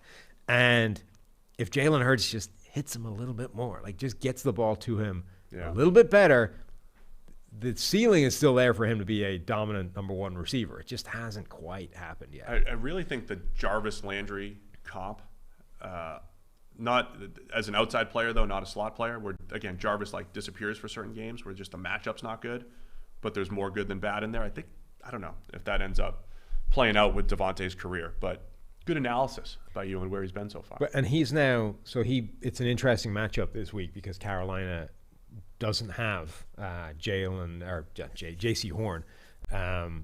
They bring in, you know, they've made moves, right? They bring in C.J. Henderson. They trade for Stephon Gilmore. Like, who is covering Devontae Smith, and can they, is a big question for them. All right, I'm going to take Philadelphia to cover. Where did you end up going? You didn't want to pick. You're just going to go no pick? I don't like this. Pick a tie like I did last week. No, I'm not picking a tie. I was very wrong that the Cardinals and Rams would tie each other.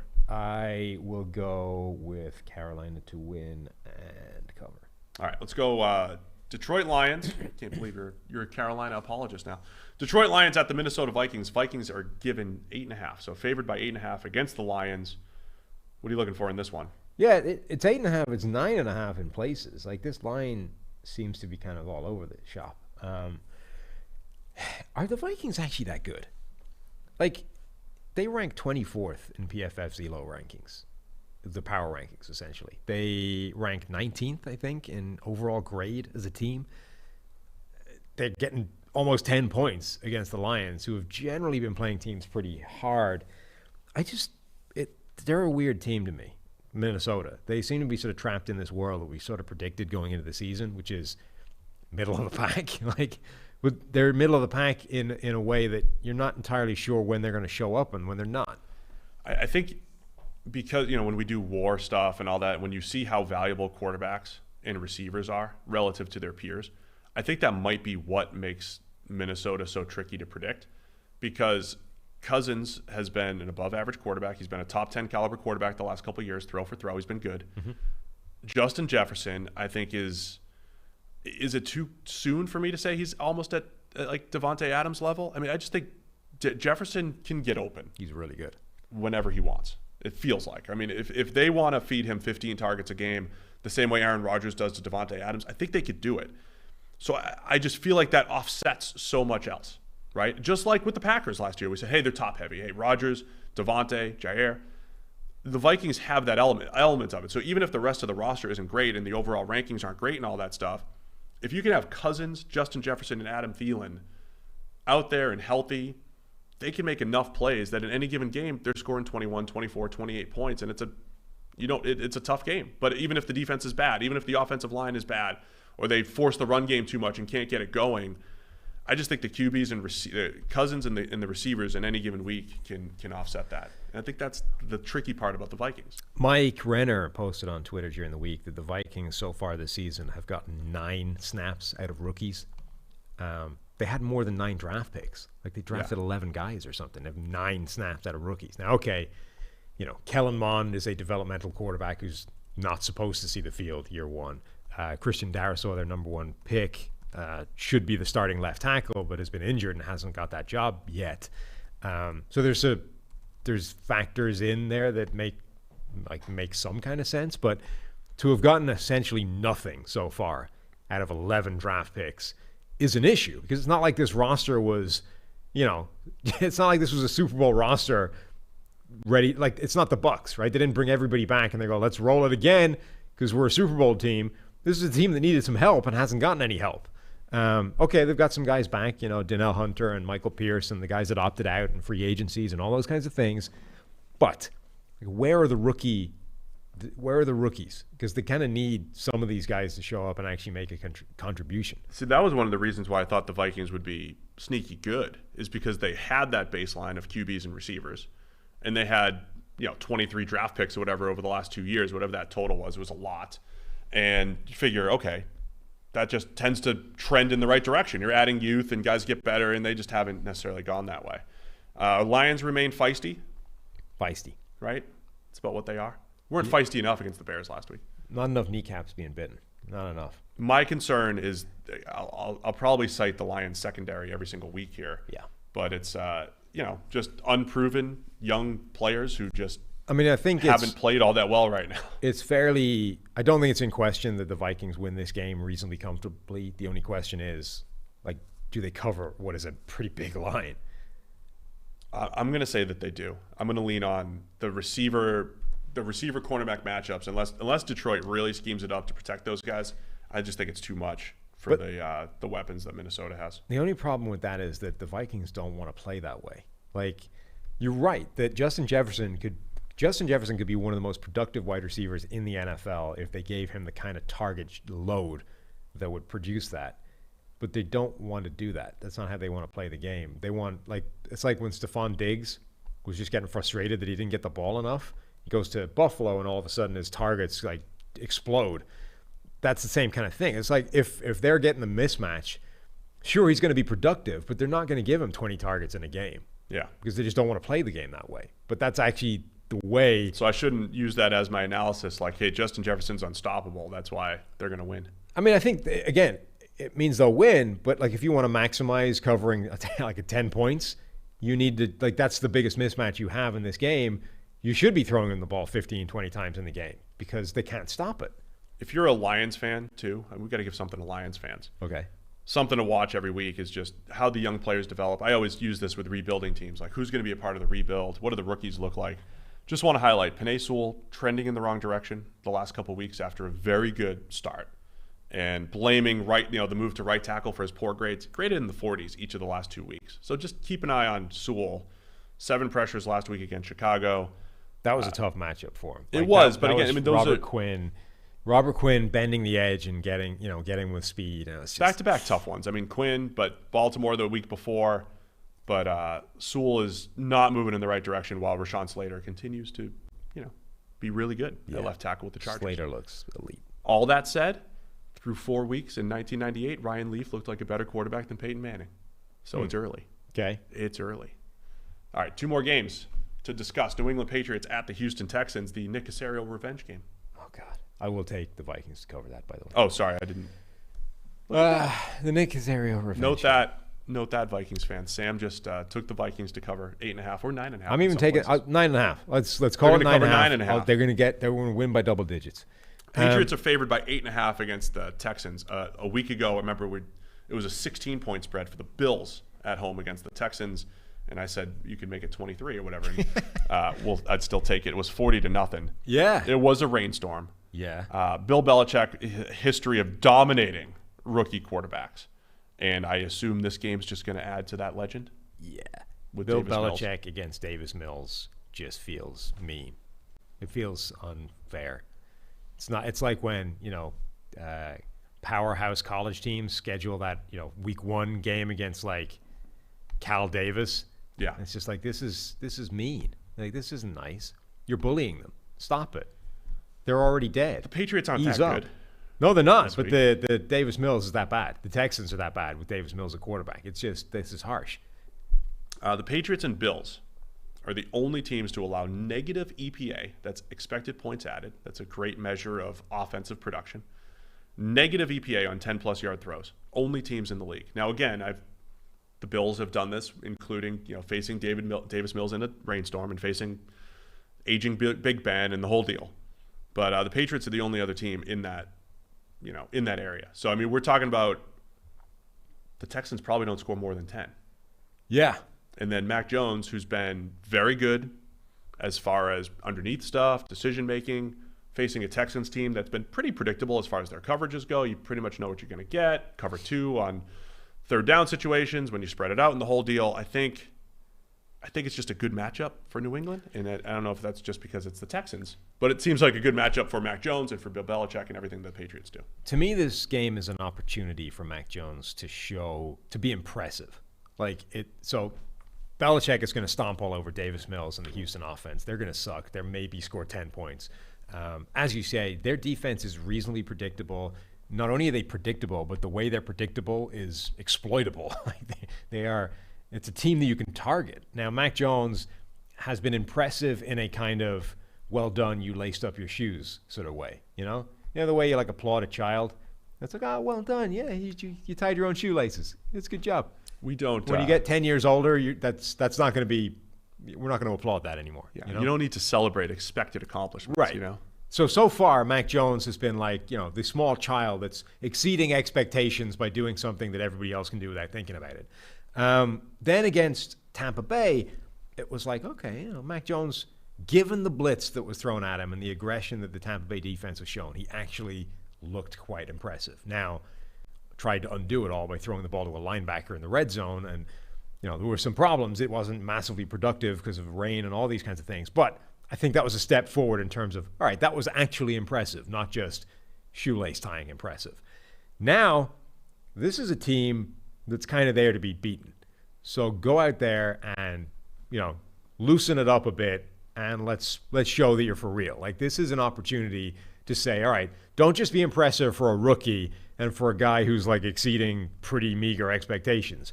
Go out there and show that you're for real. You can hang at this level and put up a big number, put up some impressive performances against a defense that's there to be taken. Go out there and show it. You remain undefeated when it comes to metaphors. Metaphorical genius, you are. Really good. Okay. So Mac Jones, been tying his shoes pretty well here, but it's time to, become 8 to 10 years old here and, do something. Do something with it. Just looking at what the Patriots have scored points-wise, 16 in Week 1, 25 against the Jets, 13 against the Saints, 17 against the Bucs. So just on the surface, you would say, okay, it's not like the most efficient. It's not like it's the best offense in the league here or anything. Right. And Mac Jones is getting all this praise. So to me, it's that the dots need to be connected in the red zone. That is where they stalled out against the Bucs a few times. That's where they stalled out against the Dolphins. I know Mac Jones didn't fumble away in Week 1, but again, there are plays on the table there. And I wonder if that's the arm strength a little bit, if that's tight window throws, because between the 20s, I think Mac has been really good. Red zone is where things have tightened up a little bit. I agree with you. This is that game where he could kind of put it all together. And one thing that's not going to help him is that half of his offensive line is on the COVID list or questionable, and that's going to be a problem. So literally 4/5 of the line has issues. Yeah, either Trent questionable Brown with injury and Shaq or on Mason the COVID hurt. list. Michael Onwenu and Isaiah Wynn, the starting left side, both on the COVID list. I don't know if they're potentially back. They could be back. We'll see. So, yeah, that's the one other place where it could be a bit of an issue. On the other hand, it's not like the Texans' defensive front is, terrifying, even if you have to go into the bench. And the Patriots are one of those teams where the quality might drop off significantly player for player, but they generally seem to be able to get by with backup offensive linemen. It's probably, True. They have obviously a pretty good coaching history with offensive line, but it's never good when you have to go into the bench. But if there's a team that can deal with that, it's New England. All right. You're just all out on Davis Mills, Houston. Houston Mills. And just waiting for Tyrod to get back. No interest in Houston Mills. The second Tyrod gets back, I'm more intrigued by the Texans. Davis Mills has a 35 overall grade in his 2 games. I'm just mad at myself that I year. gave him an inch, when he had that first debut. And it's like, you know what? That wasn't terrible. I'm just disgusted with myself that I got sucked in for that. I knew. I'd watched enough of his Stanford tape, and it was upsetting. So I'm just mad at myself that I got suckered in. Brandon Cooks and Danny Amendola, revenge game too. Is Amendola hurt again? Anyway, Brandon Cooks is at least still pretty good for the Texans. He is, in fact, questionable with a thigh injury. There you go. I will take the Patriots to cover the 8.5. Yeah. The offensive line, though, could keep things that could be tighter. That could be a legitimate problem. Yeah. But again, I just don't it think just puts it on Mac Jones. The Texans move the ball against the Bill Belichick's defense. Yeah. Or Steve Belichick's defense, or Gerard Mayo's defense, whoever it is.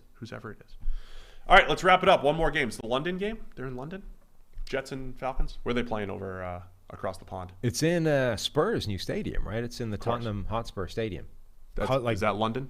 Yes. Okay. Built at not in great San Antonio? expense. No.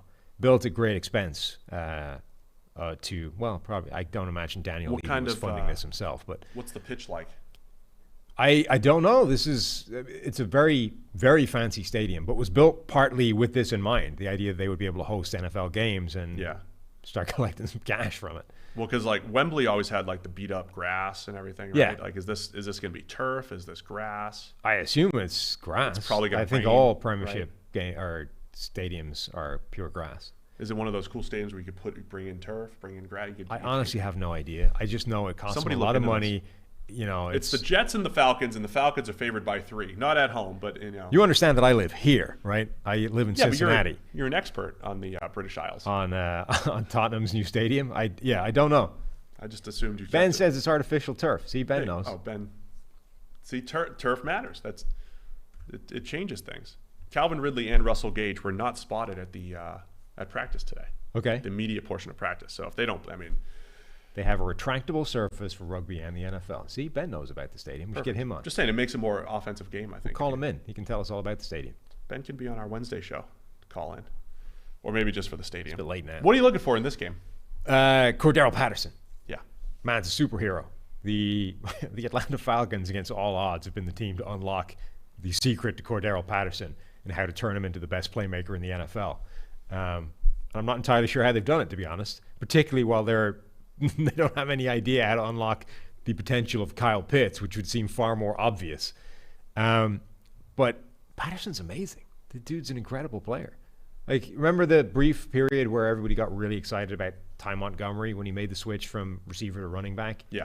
And there was a couple of games where he went off, and we're like, ooh, Ty Montgomery could be the cheat code on offense. And then never really happened. Patterson's doing it now. We are seeing that you put this guy in the backfield, you give him carries, and he's a really good running back. You get him in space, he's really good. He's got legitimate receiving skills, even if he doesn't necessarily have the best route running ability in the world. So you can use him out of the backfield, but you can also throw him difficult passes, and the dude one hand plucks him out of the air because he's got talent. Then you can split him out wide and have him moss a have him moss a cornerback on the edge, because all he's doing is running a fade. You don't need him to tie the guy up in knots with a precise route. He is incredible to watch right now. Breaking news: Cordero Patterson did make the first team All-Pro. The first quarter All-Pro team. Second team, though. First quarter is what I meant to say. First quarter, of course, doesn't really occur in the NFL season until after the first quarter of this weekend, but it's the first what percentage? 23.5%. Okay. 4/17. So we got to wait till after the first quarter, and then we can. After the first quarter of the week. first game, because we have a 17-game schedule, we can declare the first quarter All-Pro team. So you can rerun that article. You Maybe there'll be some adjustments. I should set a scheduled tweet. You should. Scheduled now tweet it is when the the first quarter of, and I'll give you of the London game, right? So the first quarter of the London game, or is it the first quarter of? Well, that's the thing. First quarter of Monday night would have to be, right? Sure. But then all the other games, it doesn't work because then all the other games have been done. They're all 4 quarters through. And that's just a mess. There's going to be 64 when the first 16 quarters of football are done. No, because they're going to belong to different teams. Yeah. That doesn't work. It's broken. And I'm glad the league has broken. I'm glad you declared it this week. They've broken the first quarter All-Pro. On the other side, you talked about Mac Jones having a big opportunity against the Houston Texans. I think Zach Wilson has a big opportunity against the Falcons defense that is not good and also banged up a little bit. Isaiah Oliver now out for the season. It's an opportunity for Zach Wilson, who I think Mac Jones has been far more consistent throw for throw. When you describe Trevor Lawrence, you describe Zach Wilson, it's been the flash plays. It's like every now and again Zach Wilson gives a little shoulder fake and cover 2 shot. It's like, oh my gosh, the arm talent. Last week the 4 big time throws, but from a consistency standpoint, he's left plays on the table, missed some easy throws, including what would have sealed the deal, I think, for them in regulation last week. So this could be a big coming out party for Wilson against the Falcons. Yeah, Wilson's wow throws, Wilson's wow plays have been really impressive. Big time throws. Sure. Like he kind of looks like the player you would have expected him to look. I said this before last week, but I think it still holds true. Like, if you had said this was going to be Zach Wilson this season without having seen him in preseason, would make perfect sense, right? Like, he still has the incredible plays that you saw at BYU, but everything is way more difficult. So you're seeing a lot of mistakes, you're seeing a lot of bad, and the overall baseline is not tremendous. But every game, there's a couple of throws where you're like, like there aren't that many guys that can do this, even at this level. It's only a little bit surprising because in preseason, he just made everything look good, and he was effortless across the board. And even though it's only preseason and that shouldn't really sway you, it kind of does. It just warps what you think overall. So he's still a little bit disappointing compared with what you might have thought he would do, but the fact that he's able to make those incredible plays, I think, is a good thing. And then the easier the competition gets, the better he should look. So this, again, it is a game where, like, Zach Wilson's career high now in terms of single game PFF grade is 71 from last week. He should be better than that this week. Yeah, Zach Wilson, Mac Jones, even Trevor Lawrence against the Titans might see a good week for the rookie quarterbacks. I'm going to take the Jets to cover the 3 against the Falcons in Tottenham Stadium. Yeah. Is that it? Yeah. Spurs. Yeah. Spurs. Go Spurs. The hot Spurs. Khaled's team. Oh, this is like Khaled's favorite football team and his favorite Atlanta and Spurs Stadium. His favorite football team's stadium. Oh God, don't do that. You like the Jets to cover 3. Take the Falcons. Yeah. Any secret superstars on the Falcons you want to Sure, there's a couple. highlight? Well, Patterson for one. Yeah. Okay. I'm gonna ride the Cordero Patterson train. Atlanta. They cover, they win. All right, there you have it. That's all 16 games preview. Well, 15 today, 1 yesterday. Rams Seahawks. Another great week of action here in the NFL. Of course, we'll be back on Monday reviewing all of the Week 5 games. Don't forget to get to PFF.com. That's where all these grades and stats come from. It's the best place for fantasy, betting, and we evaluate every player and every play. No one else does that. So go check that out at PFF.com. Get your Edge or Elite package. Thanks to everybody for tuning in. Give that thumbs up if you're on YouTube, and we'll see you guys on Monday morning.